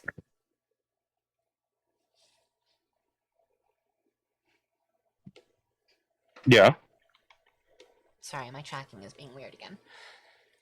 Okay. She I wasn't sure what that pause was. at no point does she choose Kyrie as her successor. The only thing she says is someday when something terrible happens, if something terrible ever happens, and you need a protector, one will be provided to you. That is her. Which, in a roundabout way, I guess means here's a Keyblade. No, that's not at all what that means. It means No, somebody who I know. I'm has. kind of making fun of it. Sorry. Somebody who ha. I'm very serious about this, and as you can probably tell, I'm getting very into this. What that I couldn't means. tell at all. What that means is that somebody who has the power to protect her, a person, will be provided to protect her. She will essentially, if something terrible is about to happen, she will be sent to somebody who can help. That Just how person she ends ends up up. on Destiny Island. That person technically ends up being Riku. But after Terra grants his Keyblade to Riku, Aqua makes it to Destiny Islands and says, huh, somebody here already has a Keyblade. But she does look at Mm-hmm. Sora and says, I was going to give a Keyblade to him. In a roundabout way, that gives Sora the right to wield a Keyblade. But not technically, though he was her And choice for bequeathing it. that's a very good way of looking at it. I totally get that logic. And yet somehow, not only is it a Keyblade, it's the Keyblade, not the Kai Blade. Because I guess we established the Keyblade as the Kai Blade with the way we said that earlier. Mm-hmm. I am But it's the Kingdom Key of all Keyblades. I am going to make a case that you can't call the Kingdom Key the Keyblade. Because it's not. Not only is it not the definitive Keyblade, though it is the shape of the Keyblade. Yeah, it is one of the parts of the Kai Blade. Yeah. It's not the definitive Keyblade. Because there are at least 3 more. Although Yes. two of them are created in Kingdom Hearts 1. But there's at least 2 more other than that. Yeah. Yeah. The definitive Keyblades are the Kingdom Key, the Kingdom Key D, the No Name, and the Master Defender. Is the No Name the one with the Master's Eye? The No Name is the one that belonged to the Master of Master, and the one that Xehanort steals. Okay, it is the one with his eye. Okay, gotcha. Mhm. Because I'm like, I think so. we do see the no name on the mantle. In the opening cutscene Oh yeah. for Kingdom Hearts 3, where Ericus and Xehanort are playing chess. Yeah, it's just fucking sitting there. So I say he stole it. That's one of the choices. The other choice is when Xehanort and Ericus were granted the rank, of master. They were He given. gave one the school. He gave one the blade. That's actually the thing. That is canon. Mhm. Like Um, he was like, all right, I trust one of you to train the next group, and I trust you to be the enforcer for our way of life, kind of thing. I think was what it was like presented as. yes, but I believe that both of their keyblades were originally on display in the way the no name was. It wasn't just the no name. I believe the Master Yes. Defender was somewhere else. Um, Ericus inherited their master's blade. Mhm. The no name was given to him as like a what's the term? Like when you pass it down.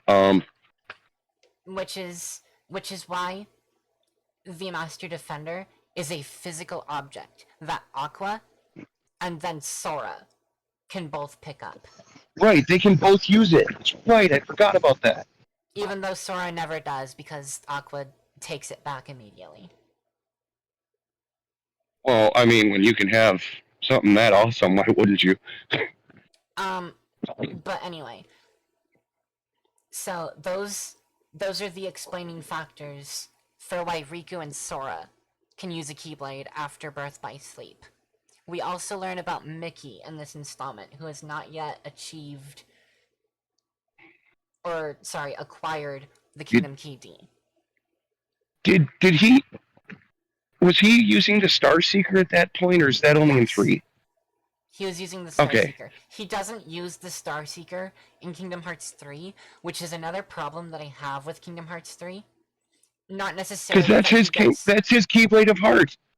That is his Keyblade, like specifically, which is weird because in the mobile game everybody starts with it, if I remember right.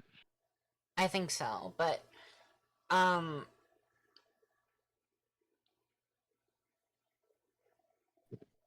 no, it's another problem I have with Kingdom Hearts 3. I'll explain it when we get there. Um Okay. but this does nothing to explain why Kairi gets a Keyblade. But we now know that the armor we saw in Kingdom Hearts 2 was Aqua because she uses that armor frequently No, in Birth by no, Sleep. we have if you actually play through the final like secret ending of Birth by Sleep, it's actually Terra because she gives her armor to him as he's being sucked into darkness as like a sacrifice to try and protect her friend. Like the lingering will armor, is that the one you're talking about? No? No, really, because I know that she gives up her armor. That's why she's able to be Well, possessed. Like she's never no. wearing it in the realm of darkness. No, you're not I'm not saying physically it's him. I'm not saying physically it's Aqua. I'm saying it's Aqua's armor. Oh, okay. Like we symbolically, that's Aqua. Yeah, that's Aqua's armor. Yes, But but it it's not is even Terra possessing it. no, it's not even Like Terra or possessing it. Terra's really. No, the lingering will is Terra in Terra's armor. Okay. Okay. Yeah. No, Yeah. so No, the I had to like totally sit there and process on that. It's like, yeah, no. oh wait, that was his We armor. Yep, we we see because it had Aqua like the wolf look to it, like he had. what I'm saying is we see Aqua frequently in her armor, so we know that the armor that Zemnis goes to essentially hang Yeah, out that was with. her armor. That was her armor, yes. The armor that she gave up to protect Terra, who she thought could be saved.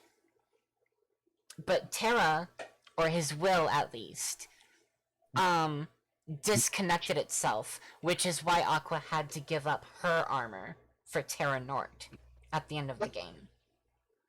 Yeah, because Terra's will, like literally, his will took over the armor because it couldn't be in his Yes. body and his heart was contained. Essentially, so Terra still resides within Xehanort, but his will to escape separated and became the lingering will. Which is why it still fights because it's needs to protect something. Yeah. Hi Zonin, we're talking about Kingdom Hearts right now. Subzonin. um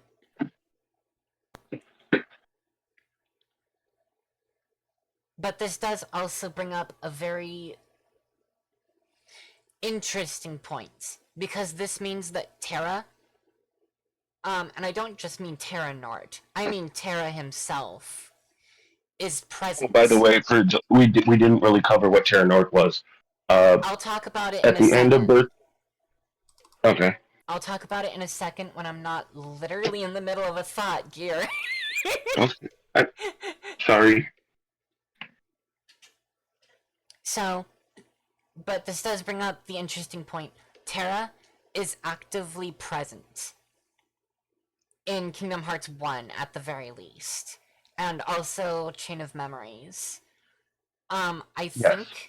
think canonically the only game he's not present in is Kingdom Hearts 2. Depending on how you define Terra being present. But yes, that would be accurate.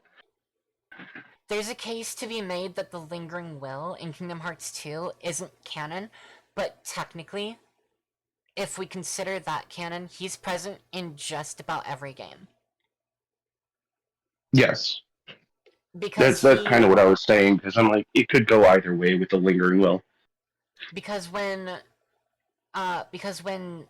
Terra Nort, who takes up the name Xehanort, which is the Xehanort we know from Kingdom Hearts 2,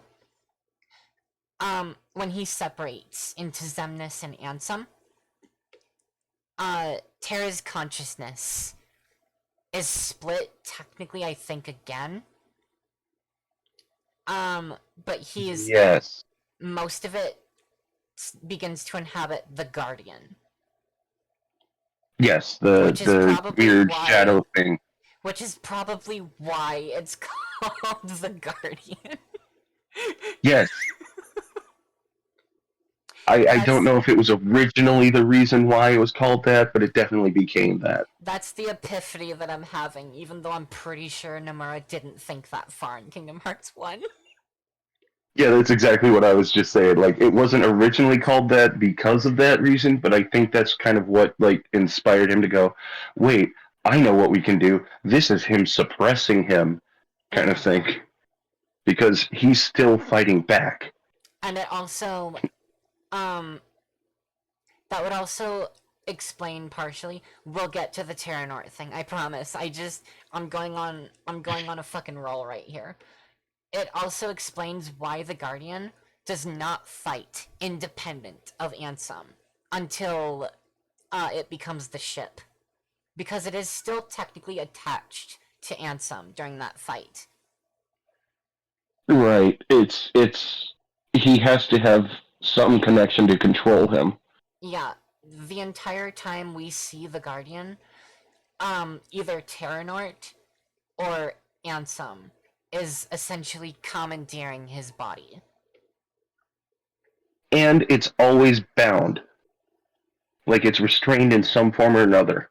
Correct. The one time we see this not being the case is when the Guardian, during the second fight we see the Guardian in Kingdom Hearts 2. The one directly after, you know that dome, right?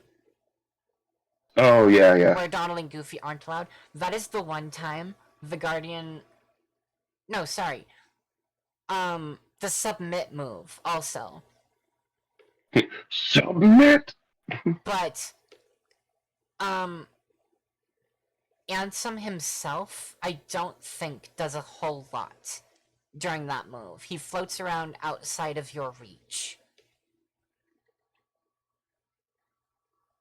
Yeah, And he doesn't use a weapon as long as the Guardian is I hate that present. fight. So It's so obnoxious. I hate that fight. I think he ends up using a lot of his energy during those two fights, controlling the Guardian, aka Terra. Um,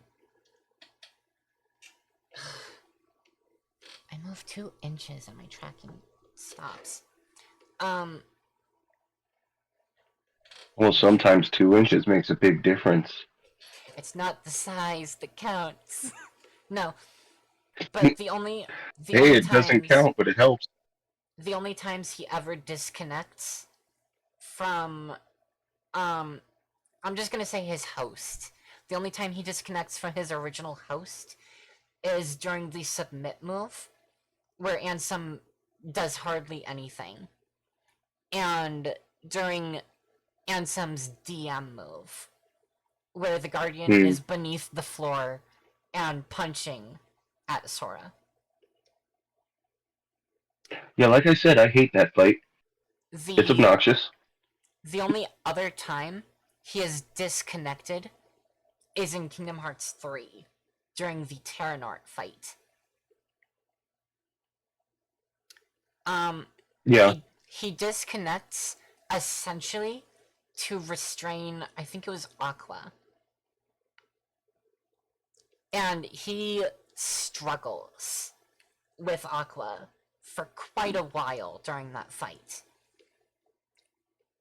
And we can say during that time he regains his sense of control. I mean, it makes sense in that kind of I'm possessed and being forced to do something I don't want Yeah. to way, and the longer he has to do it, the more it allows his mind to go, no, this is not okay, kind of thing. It's, in a strange, comical kind of sense, it's kind of like a parallel between the first Jafar fight.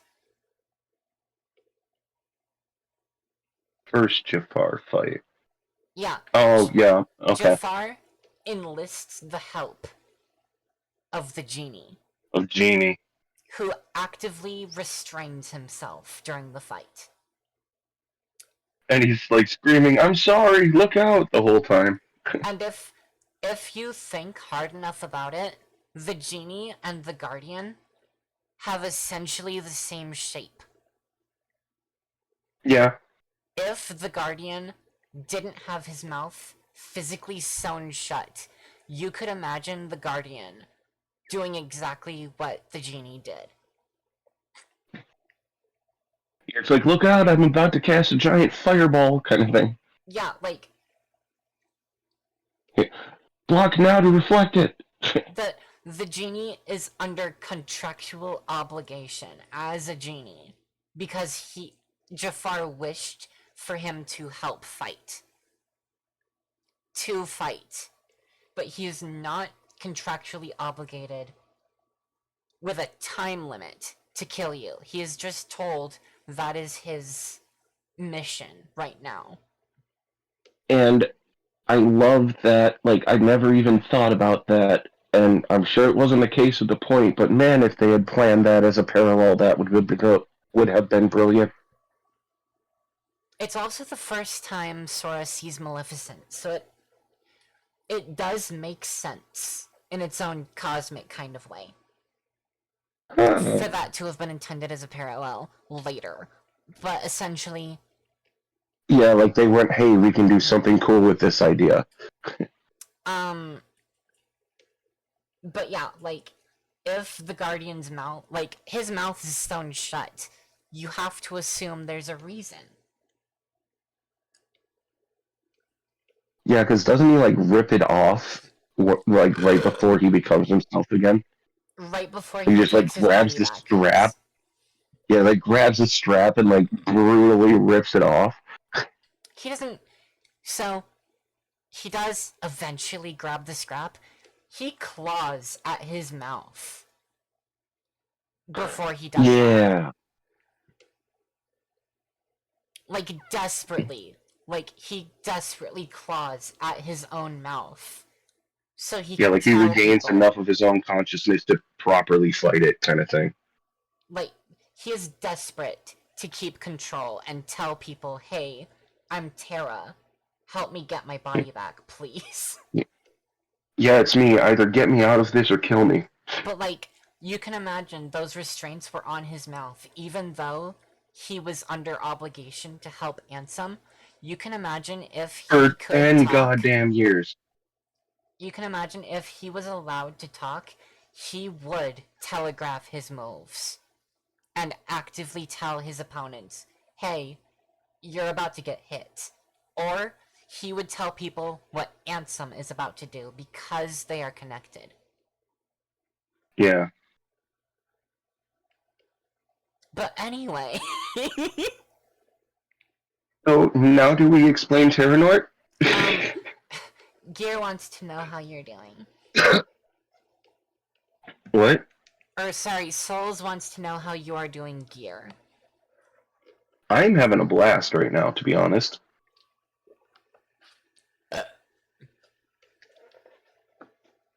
Um, And like but I'm yes, nerding out with friends. That kind of vibe right now. yeah. Um, I'm going to fix this tracking problem eventually. Um, Did you try punching it? Bonnie jump scare. um, Oh, if we want to nerd out on FNAF, I could do that too, but that's a whole different stream.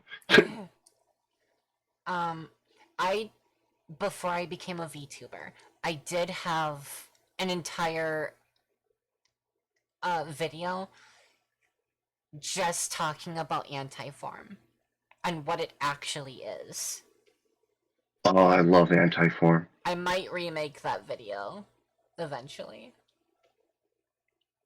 Am am I the only person that actually gets hype like when I accidentally get anti-form and I'm just like, all right, let's fucking do this. That's my favorite form. I change into different forms specifically so I can get it. To build the counter. Yeah. Mm-hmm. Like, I get I'm sure you do excited. know this, but you know you're a lot more likely to get it in the organization fights, right? Oh, really? Like it triples the counter or something like that. Interesting. Yeah, it's actually kind of rare not to get it in organization fights, Fun fact. Um, so, which makes sense. fun fact, I don't think you can get it if you change into limit form. That does not activate the counter, and I'm pretty sure, like, it doesn't count for anything. However, Limit, was that the 2.5 exclusive one? yes. Okay. However, after the Roxas fight in either version of the game, that unlocks the ability to unlock final form, but you don't get it immediately, I love Final Form. That looks sick. which was part of. I'm gonna get into this in my anti-farm video when I remake it. But that was a huge like talking point for my explanation for what anti-farm actually is. Um, and now that Kingdom Hearts 3 is out, I get to talk about why you get a Keyblade and it evolves into Rage form in Kingdom Hearts 3. But That sounds like fun. basically, so That's going to be a fun video. so Ventus goes through Mommy and Daddy are fighting mode. Terra continues his downward spiral into darkness. It all comes to a head when I can't remember. I'm pretty sure Ericus tries to kill Ventus for some reason. It's because he finds out he's the other half of the Kai Blade. Like he finds out what Ventus is. We went on a huge tangent. I forgot to mention Vanitas. Yeah, that's kind of an important one to leave out. So, Vanitas suddenly shows up at the end of the World of Departure to tell Ventus that Terra and Aqua are fucking breaking up the band. Which So, causes him to go chase after him. so now we've got Vanitas in the mix, who also has a Keyblade. I can't remember. Come on. I can't remember if the Void Gear is a real Keyblade or if it's like the Keyblade of Hearts. The Void Gear is his Keyblade of Heart.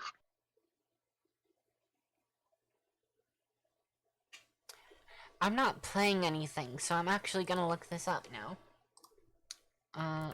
I'm pretty sure that's his Keyblade of Heart. Well, I wouldn't be surprised if that was a true Keyblade.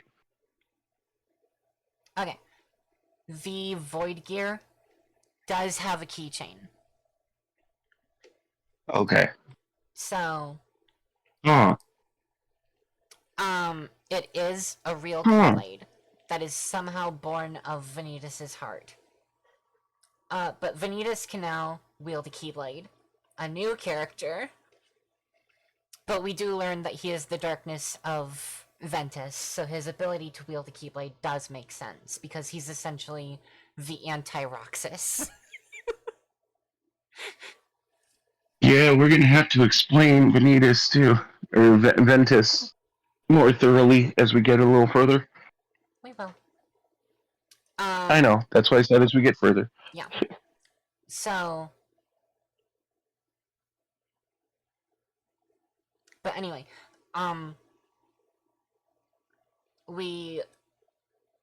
so Ericus tries to kill Ventus.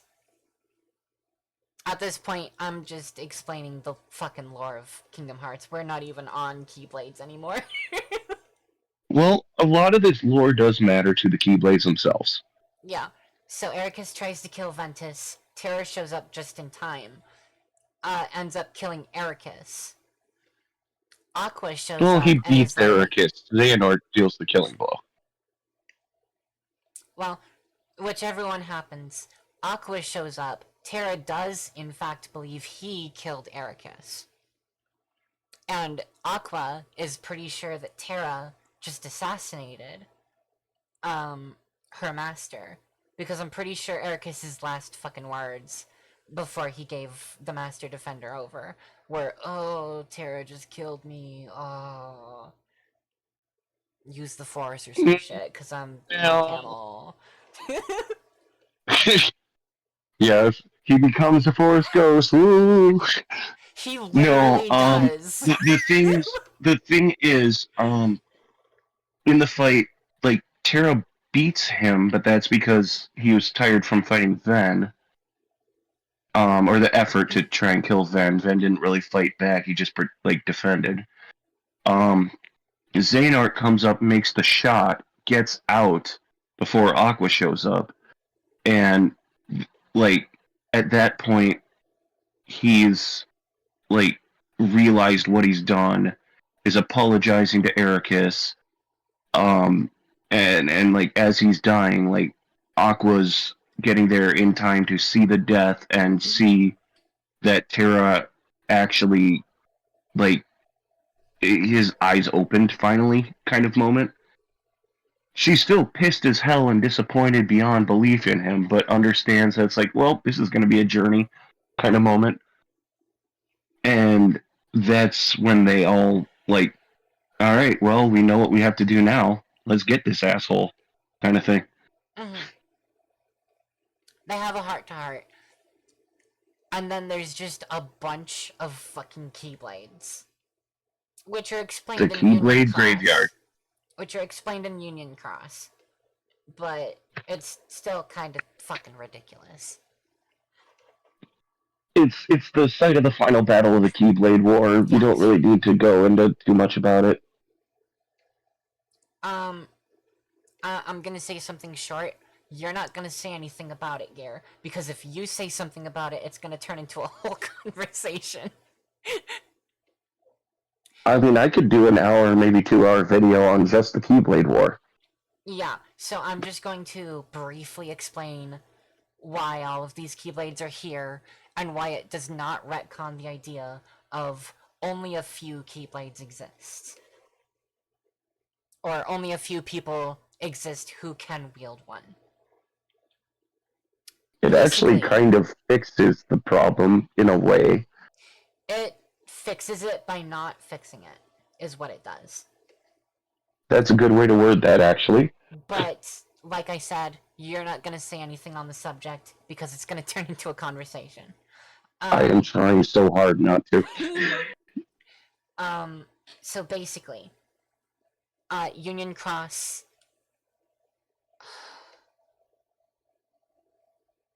I just realized we kind of have to turn it into a conversation to explain like 5 other people. Oh, we do, don't we? God damn it. We're gonna turn it Let's into a let's keep we're it let's keep it as like skin level as we can. I'm going to explain briefly without mentioning the other characters. And then when we get to the conversation of Kingdom Hearts 3, we will delve ever so slightly. I was about to say, which of the 17 other characters? So basically, Union Cross. There are a bunch of Keyblade wielders. I believe it takes place before the Keyblade War. Yep, it takes place at the very beginning of the timeline. It is instance 1. Yeah, there are a couple of Keyblade wielders. Are they called the Foretellers? Yes. Okay, they're called the Foretellers. I don't know a whole lot about this one, admittedly, because I fucking hated that it was a mobile game, so I refused to play it. But basically, there are like 8 foretellers. Somewhere between 7 and 9, I know for sure. And then there's one Master of Masters. I think there's 6. Because Envy, Gula, Aced, There's 7. Ira, Ava. Well, then there's also the Mystery Apprentice and the Master. Yeah, so there's 7 if you count those 2. No, I But think there's... that means there's 8, because each of the apprentices were a deadly sin. Yes, that's right. They're all named for the deadly sins. You're right. And then there's also Lucio. Yes. Oh, Lucio. So if we count the Master of Masters and Lucio, there are 9 Master Keyblade wielders. They all, the Master of Masters decides to fuck off somewhere, and he gives his Keyblade to Lucio. Lucio runs off to do a task, and the other 7 are also given tasks. One of them is given the task. Gear. One thing to mention, that Keyblade is no name. Gear. You're going to say nothing because it's going to start a conversation. It's no name. We will talk about it when we talk about it. It's the one. Okay, go ahead. I'm kind of doing it to troll you at this point, but yeah, shut up. I'm just shutting up. Go ahead. Zira. Basically, I'm very small. Okay. Oh, is that why? So the other 7 sins, I mean Keyblade wielders, are given tasks. Only one of these tasks is important. One of them was tasked with training a bunch of Keyblade wielders. Server mute gear now. No. I'm self-muting as best I can. Continue. One of their tasks is to basically train an army of other Keyblade wielders. So now there are a bunch just running around. The Dandelions. Such a stupid name. And basically, the intent for these Keyblade wielders is to fight in a massive war to summon Kingdom Hearts. Oh, I'm biting my tongue on this one because somewhat false there. Yes, but no. Mostly true. So we're going to go with what I said. Well, you're saying if one that wasn't to fight the war, but yes, the rest were.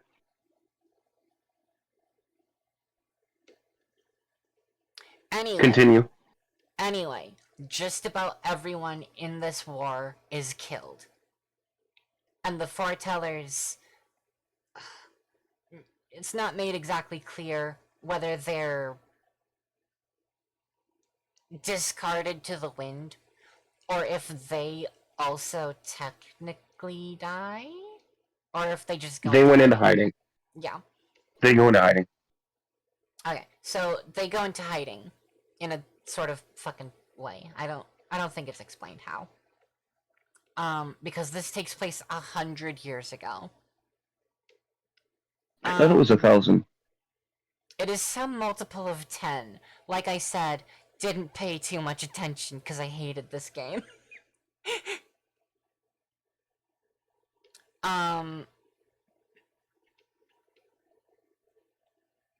But yeah, bunch of Keyblade wielders are introduced and then basically immediately killed off.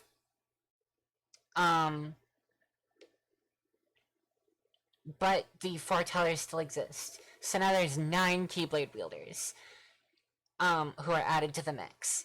Which is, again, sort of fine. They're from a time when Keyblades were more common. Oh, it was only 5 of them survived. That's why I was thinking 5. Who died?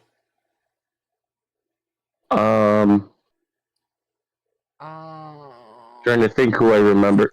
Well, I we'll talk about it after 3 because we see some of them at the end of 3. I think I think the one who is in charge of this is bothering me. I'm pretty sure the one who is in charge of training the dandelions. I don't think she shows up, but I don't know if her death is No, confirmed. no. They said she couldn't make it. Right. Um.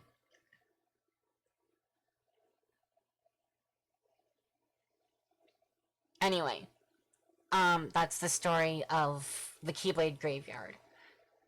And it's why they explain it by not explaining it. But anyway, Xehanort tries to fucking fuse Ventus and Vanitas again to forge the Keyblade. The Keyblade! But when they fuse, somebody defeats Vanitas, and then Ventus starts resisting, and the Keyblade is broken. Aqua defeats Vanitas.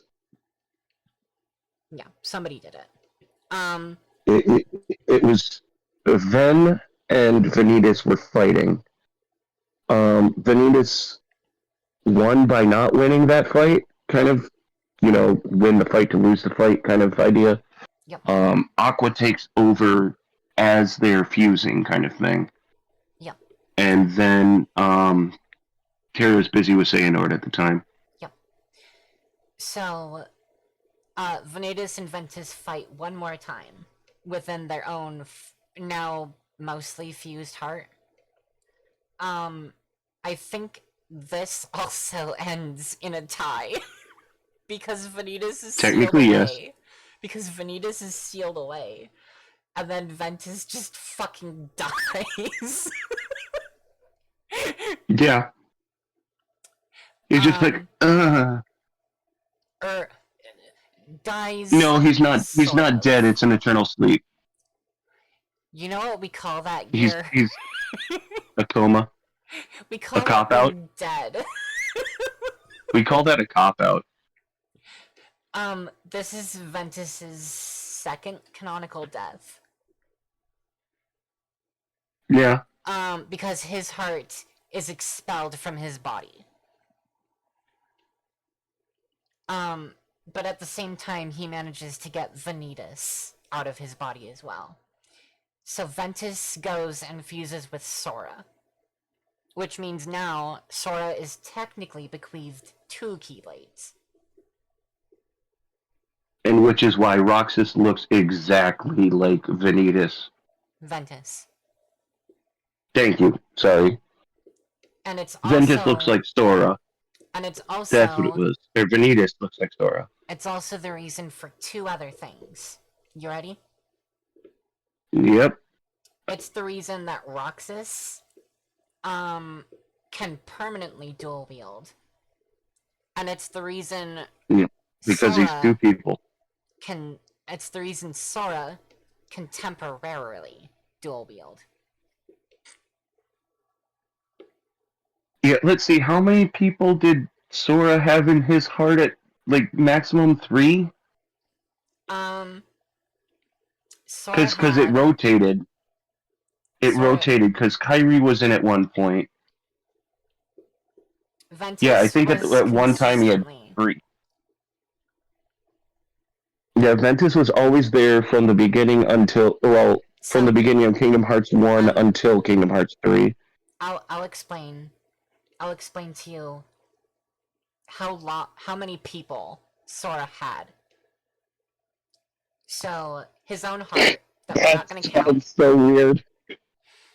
How many people? No, I'm not gonna bring this up because he was a minor. And I think he still is. Yes, I think there's 17 at the end of Kingdom Hearts 3. Yeah. So, his own heart... Riku's 18 by the end of Remind, though. Gear. Shush. His own heart, which we're not counting because it belongs to him. Ventus. Kyrie. Let's see. After... Roxas after absorbing him. Gear. Please. So Ventus, Kyrie, and then he lost Kyrie. Kyrie turned him from a Heartless back into his self. And Roxas was created. And then Nominee was sort of there at one point.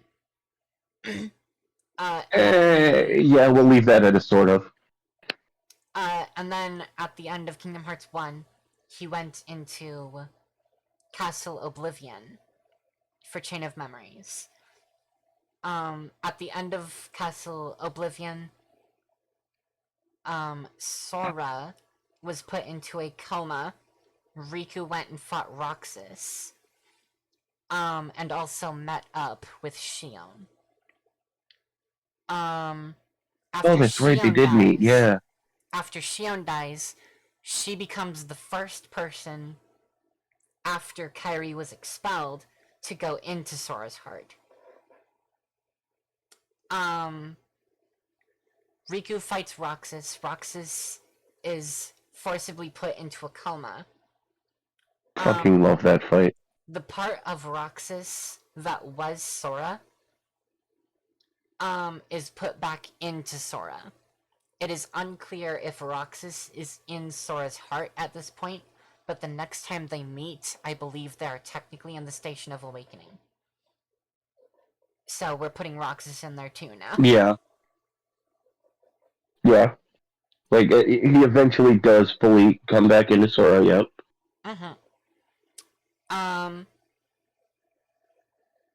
Let's see. I know, I feel like there's somebody we're missing here. Data Sora goes into Sora at the end of Recoded. Oh, that's right, Data Sora. Data Riku. So there's 2 Soras inside Sora. And maybe Data Riku. I didn't play that game because I hated it. Yes, he absorbs Data Riku. So that's 5 people so far. I mean, Um, this boy gets around. it is Look, left they're all mostly. underage, so it's not as weird, but it's still weird. Yeah, it's left mostly unclear where Namine goes when she disappears. We're led to believe that she goes into Kairi, but Um, when Sora no, dies in no, the Gear, shut the fuck Cherokee up, keeps her. please.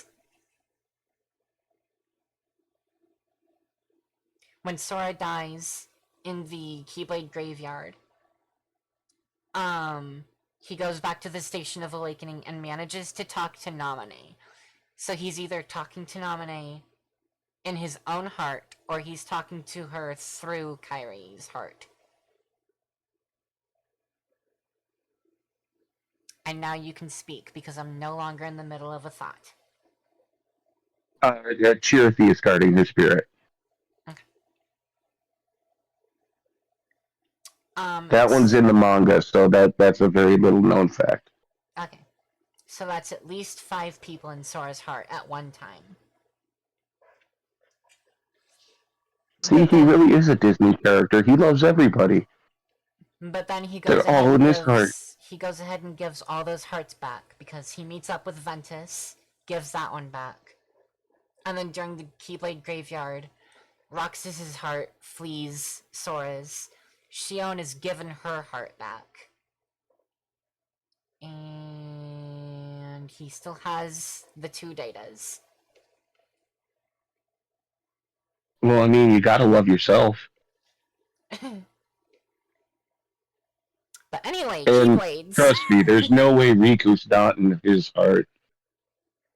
Keyblades. We're going to briefly touch up on Chain of Memories. Because Replikill exists. That he does. And Replikill acquires. I don't care if we never see it, but he acquires the Leda Dawn Yep. when they fucking stupidly broke it, which I'm still upset about. But now that we're on Kingdom Hearts 3, I can talk about Kingdom Key D. You gotta talk about the D. Because you thought it was the Star Seeker. No. I You asked if he had Starseeker at that time. no, you I have so never confused. No, I have never confused Starseeker and the Kingdom Key of Darkness. no, see I'm Those are very different Keyblades. I'm gonna tell you, I do genuinely believe you got confused, and I'm going to tell you it's completely fair that you did Oh, okay. because they bastardized the Kingdom Key D in Kingdom Hearts 3. That is the weapon he uses the entire time. You asked if perhaps he got the Oh, that's Starseeker what you meant. back because after they traveled through the realm of darkness and Riku's Keyblade got broken, there I'm gonna say it now, there's no reason Riku should have gotten another Keyblade. And I hated that Keyblade. It looked like a freaking fob key. Yeah, the fob key is quite possibly the worst thing to have happened to Riku, and Riku has died numerous times. Yeah, well, I mean, most of the main characters have died at least once. Yeah. But At least. what they did to the Starseeker D is almost as bad. Because they tell you that Mickey quote unquote upgraded his Keyblade. And that is our introduction to making Keyblade stronger. But they Didn't changed he its say he color. returned the Keyblade of Darkness or something? No. He uses the Keyblade of Darkness the entire time. But he Oh changes yeah. it to Okay. the color of the Starseeker. That's where I got it mixed up. Okay. That's why I'm saying you did get confused, but it's understandable. So he just hit the two Keyblades really hard together until they became one. He held up the fusion card polymerization. No, Yeah. 'Cause I'm like, I they. swear to God, I remember you had a blue one. He did. It was still the Kingdom Key D, but he changed its color somehow, and we're pretending that's fine, I guess. I mean, if we had to make a reason for it, it could be it's just like he's had it long enough that it kind of fused with his Keyblade. Yeah, and That wouldn't. I don't think that makes up for it. That wouldn't explain. Sorry. That wouldn't explain the No, that Kingdom wouldn't Key. explain your belch. That wouldn't explain the normal Kingdom Key, because the Kingdom Key is not Sora's Keyblade. The Oath Keeper is. Yeah, Oathkeeper's his. And if you want to get fucking semantic about it, pedantic, or whatever the fuck, technically, Sora should have been Two forced become to one. choose. No, two become one is Roxas. Yeah, fair enough. Yeah. Technically, Sora should have, I think at they some both should point. have it. I am in the middle of a thought. Technically. You are a thought. No, got you. True. Technically, Sora should have, at some point in his journey, been forced to choose between the Oathkeeper and the Oblivion, because both of them are in some way connected to him and are not the Kingdom Key, which, as you said, is a true Keyblade. I would almost think there'd be some kind of like Twilight key, like some kind of in between. And Like maybe this, the backing it looks like Oblivion, but the spur or whatever you would call the part that sticks out the has like the teeth. Oathkeeper look. The teeth. Yeah. Yeah. So, do you remember when I said that Sora should never have gotten the Keyblade back? Oh yeah. On the most technical of technicalities, the Kingdom Key should have started at some point.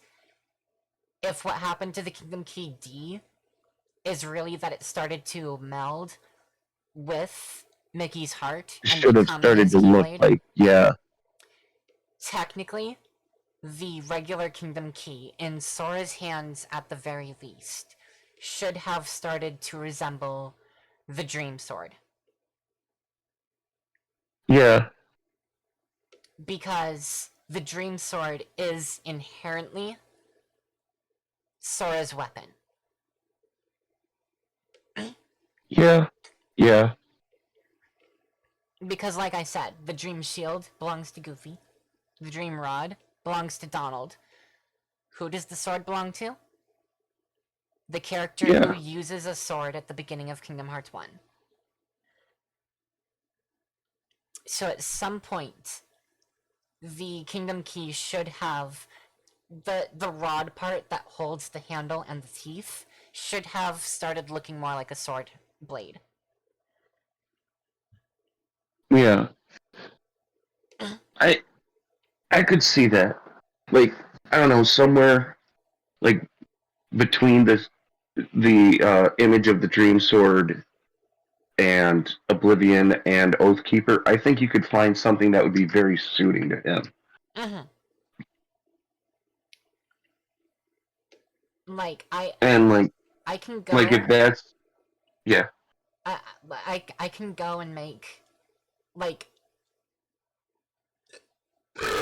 I can just get on one of my Google document tabs or Google Draw tabs and I can just fucking put together what that Keyblade would look like if that's what happened to the Kingdom Key Yeah. D.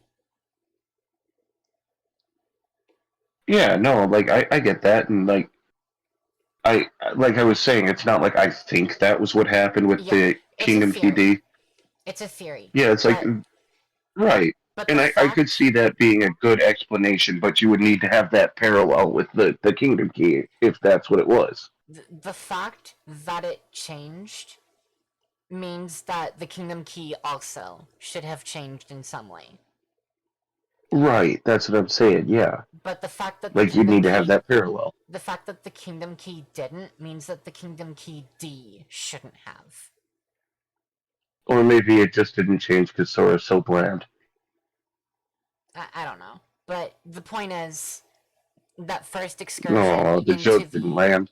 into the realm of darkness was stupid because it did stupid things to the Keyblades that entered it. And it was Mm, neither of these things were explained. Ever.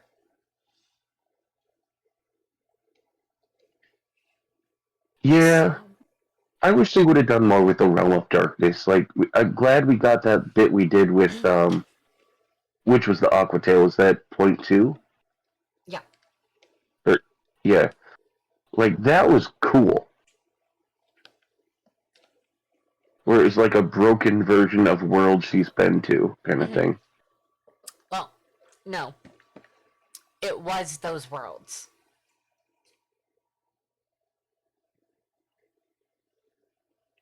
Because those were worlds that Maleficent destroyed. That's right, those were the Lost Worlds. Like, those aren't, like, symbolic or anything. Those were the actual worlds that she went into. She comments about them. Yeah. Yeah, no, but they're still broken versions of those worlds. They're Broken what's left of versions, that yes. broken world. But, Like, I would have loved to have seen, like, yeah. like, because, I mean, at the end of 2, Riku and Sora, at least for a short bit, were trapped in the Realm of Darkness as Yeah. well. That would have been awesome if we got, like, how they got out as a game. Yeah.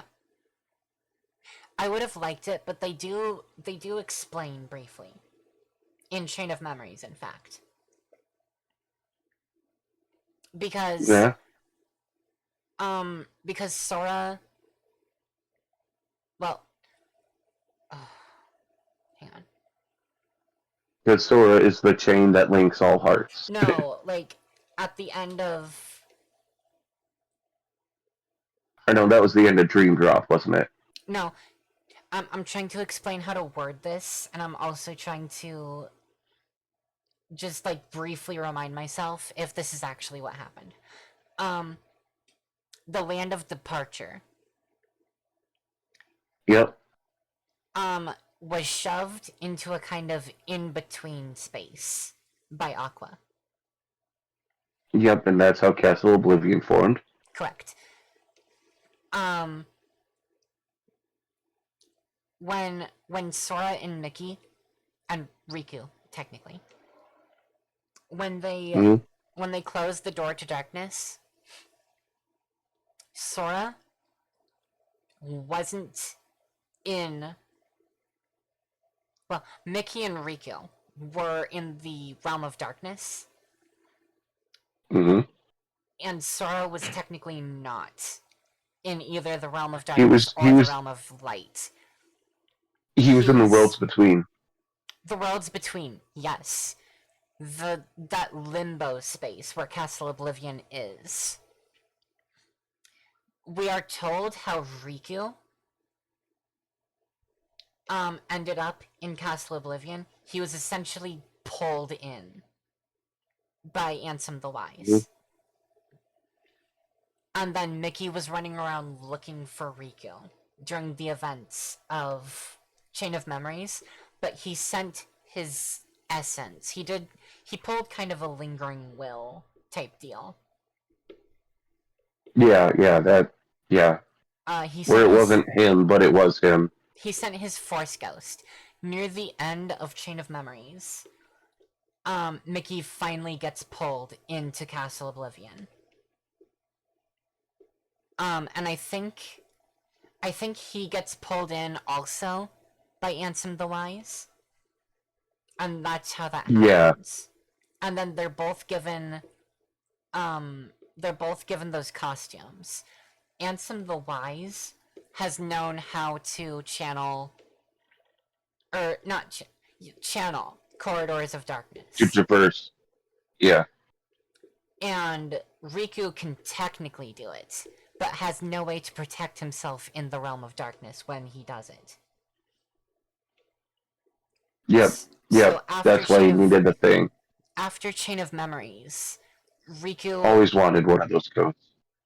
I used to own one, but I think I forgot it. Might have to buy a new one. No. I have a friend who has one that's leather. It's amazing. Oh. But anyway, It's also Riku like 80 pounds. Riku gets Riku and Mickey get those coats, which means Riku now has a way to protect himself.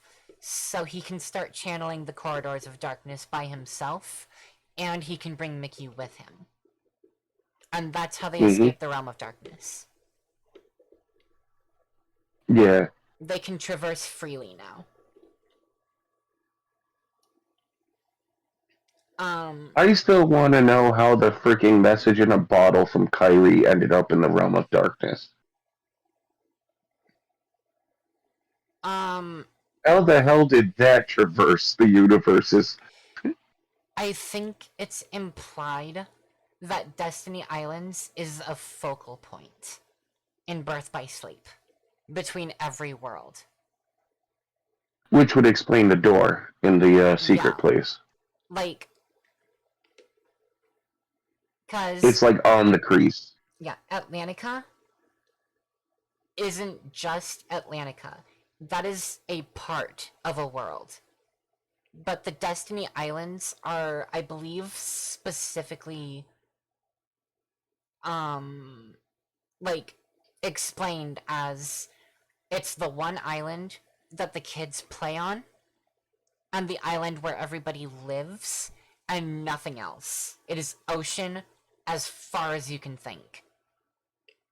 Yeah, yeah. So, That Destiny was part of Island, why they were so obsessed with like getting out and sailing and exploring yes, their way of going to because a they different didn't know. world would have worked because their ocean both goes nowhere and it goes to every other ocean you can think of on every world. Well, good thing they didn't run into Ursula. Until Dream dropped his.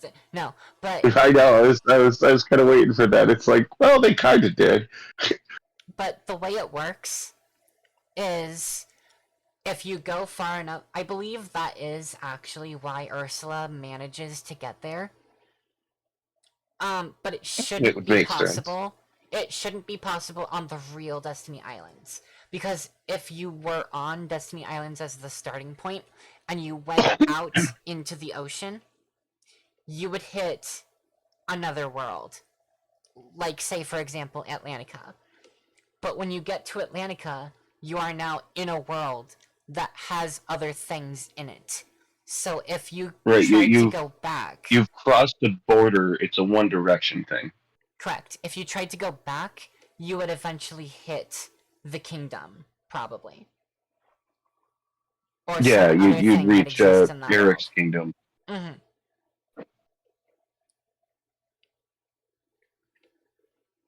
Yeah, Um, no, like that makes sense. I think I do remember what you were saying, where it was like it's almost what was the line? Because now I feel like I remember the line you're talking about, but I can't remember what was said. um, it, Crossing so, point. They called it a crossing point or yes, something. it's where Xehanort is actually from. I do remember that. Um, and it's why, I'm not gonna say, like, it's why, okay, so with every other world in Birth by Sleep, the trio all managed to go there because of their connection and because those worlds are just close enough together. But with Destiny Islands, that's a 1 in 15 trillion chance that they should ever get. Like, that is a huge coincidence, right? Yeah, that does make some sense. So that's why they're able to get there, because Destiny Islands is actually connected to every other world that has an ocean. Hmm. And worlds that don't have an ocean are connected by something else. Would be kind of interesting if it was like a sky world, where it's like, Yeah. if this world has a sky, you can do that. So, the, I And know I'm I think going that actually has to do with Escala Kaizen, because like the worlds were all connected at one point. Skaled Kylum. Yeah. Um, but Skaled Kylum Hey, bud. does have an ocean. Yeah. Well, that's kind of what I'm saying. Like, Yeah. they were all connected at one point, which means these points of connection, it makes sense. Yeah. Um, Oh, that's but a cool picture. I'm going on a very slight secondary tangent. It's gonna take like 2 seconds. But this is Okay. just to explain how Destiny Island still connects with things like deep space. Or even the space It's paranoids. an ocean of stars. No. So, I'm gonna start with the space paranoids because there's no reason for Destiny Island to connect with it because that is a completely different thing. Or like the 100 Acre Wood. It should not connect to those. But it does because those are subworlds, not the world itself. Mm, The Hundred that Acre that makes Wood, some sense. yeah, the 100 Acre Is a Wood tome. is a subworld of any world that has that book. There's only one book though. Yeah, it's a living tome. Correct. So the Destiny Island is connected to the 100 Acre Wood not by an ocean, but by the world that the 100 Acre Wood itself is in, which would have an ocean. Space Yeah. Paranoids is the grid. We'll call it the grid. Is exactly the same. It is a subworld of any world that has connection to, With say, the technology. internet. You can Well, the funny thing is that the grid existed long before the internet, well, but it wasn't connected to anything. It wasn't online per se. and at this point, it is. Yeah, Yeah. So which is kind of part of Tron Legacy.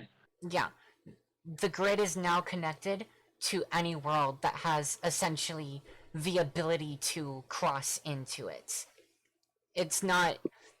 These are worlds that you don't need a gummy ship to access from certain other worlds. You just need the specific Connectivity item. point.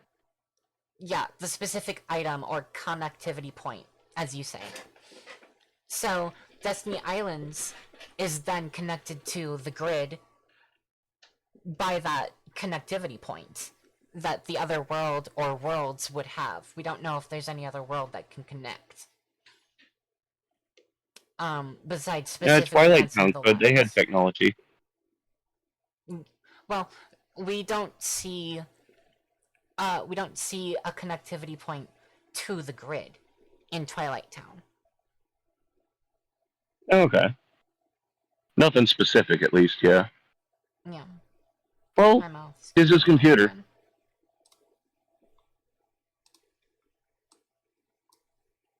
My mouth is going haywire again.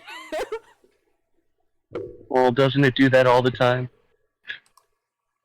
I've got to try to fix this. Hang on.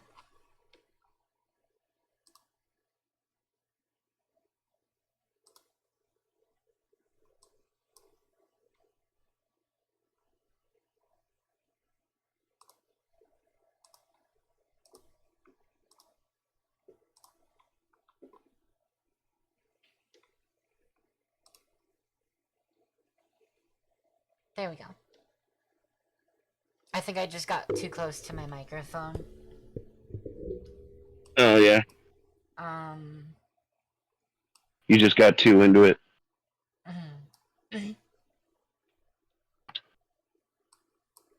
Okay, that should right there. Okay, put it here. Um. Or you never know. Apparently,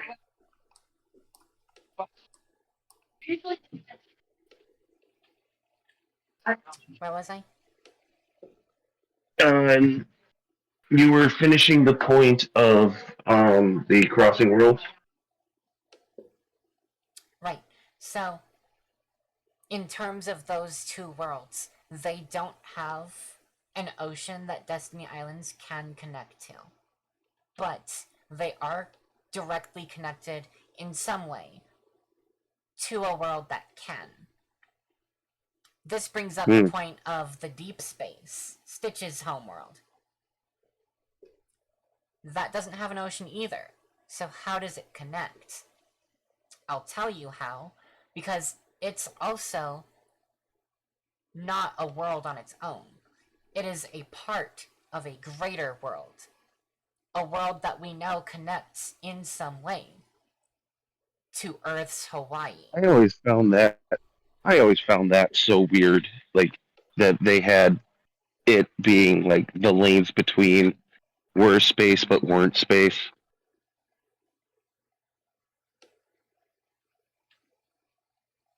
The lands Like it between. makes sense. So, No lanes, the pass through darkness, so think about because it. that's how you encounter him in Birth by Sleep. No, so think about it this way. The world itself has a space, and it's not. They call them worlds, they're actually like galaxies of their own. Yeah, they're like interconnected dimensions more than anything. What you're doing in the Kingdom Hearts series is you are picking a specific spot that you want the gummy ship to go to. But those are points of interest for the gummy ship. The gummy ship is honing in on points of interest where there's a lot of activity.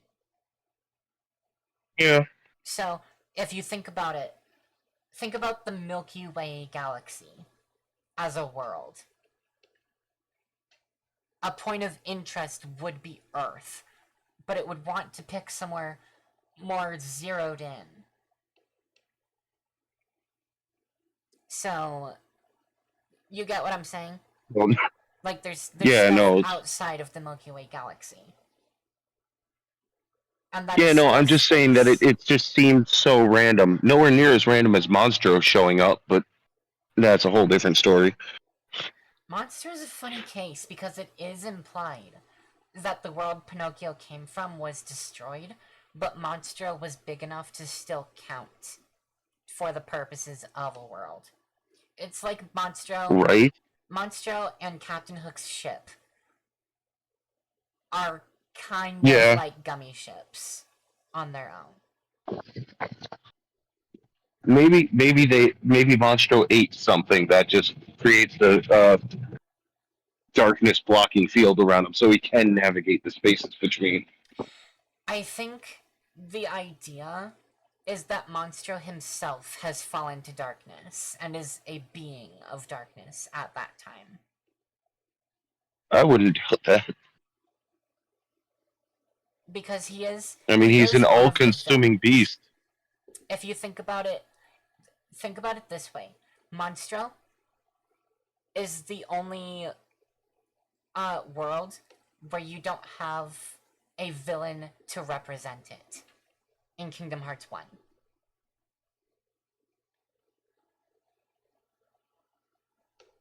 He's not Jafar, Yeah, he's no, not no, I get that. Ys. Yeah, like He's a monumental heartless, basically. he is essentially he is essentially his own representative in Kingdom Hearts 1. Yeah, You he's get what I'm like, saying? dude, I don't need your permission. I'm here. Deal with it. Yeah, and no, like nobody else can do anything about him because he is the world. And in order to access him, you have to be eaten by him. So, as a world, as an entity, he has fallen to darkness. As a world, he cannot. Because anything that enters his vicinity has to be consumed to enter the quote unquote world aspect. Okay, something's coming up with the kids. I'm gonna have to jump off here. Alright, Been fun though. Yeah, it was fun. Thanks for having me on. Yep, we'll continue this conversation later, I guess.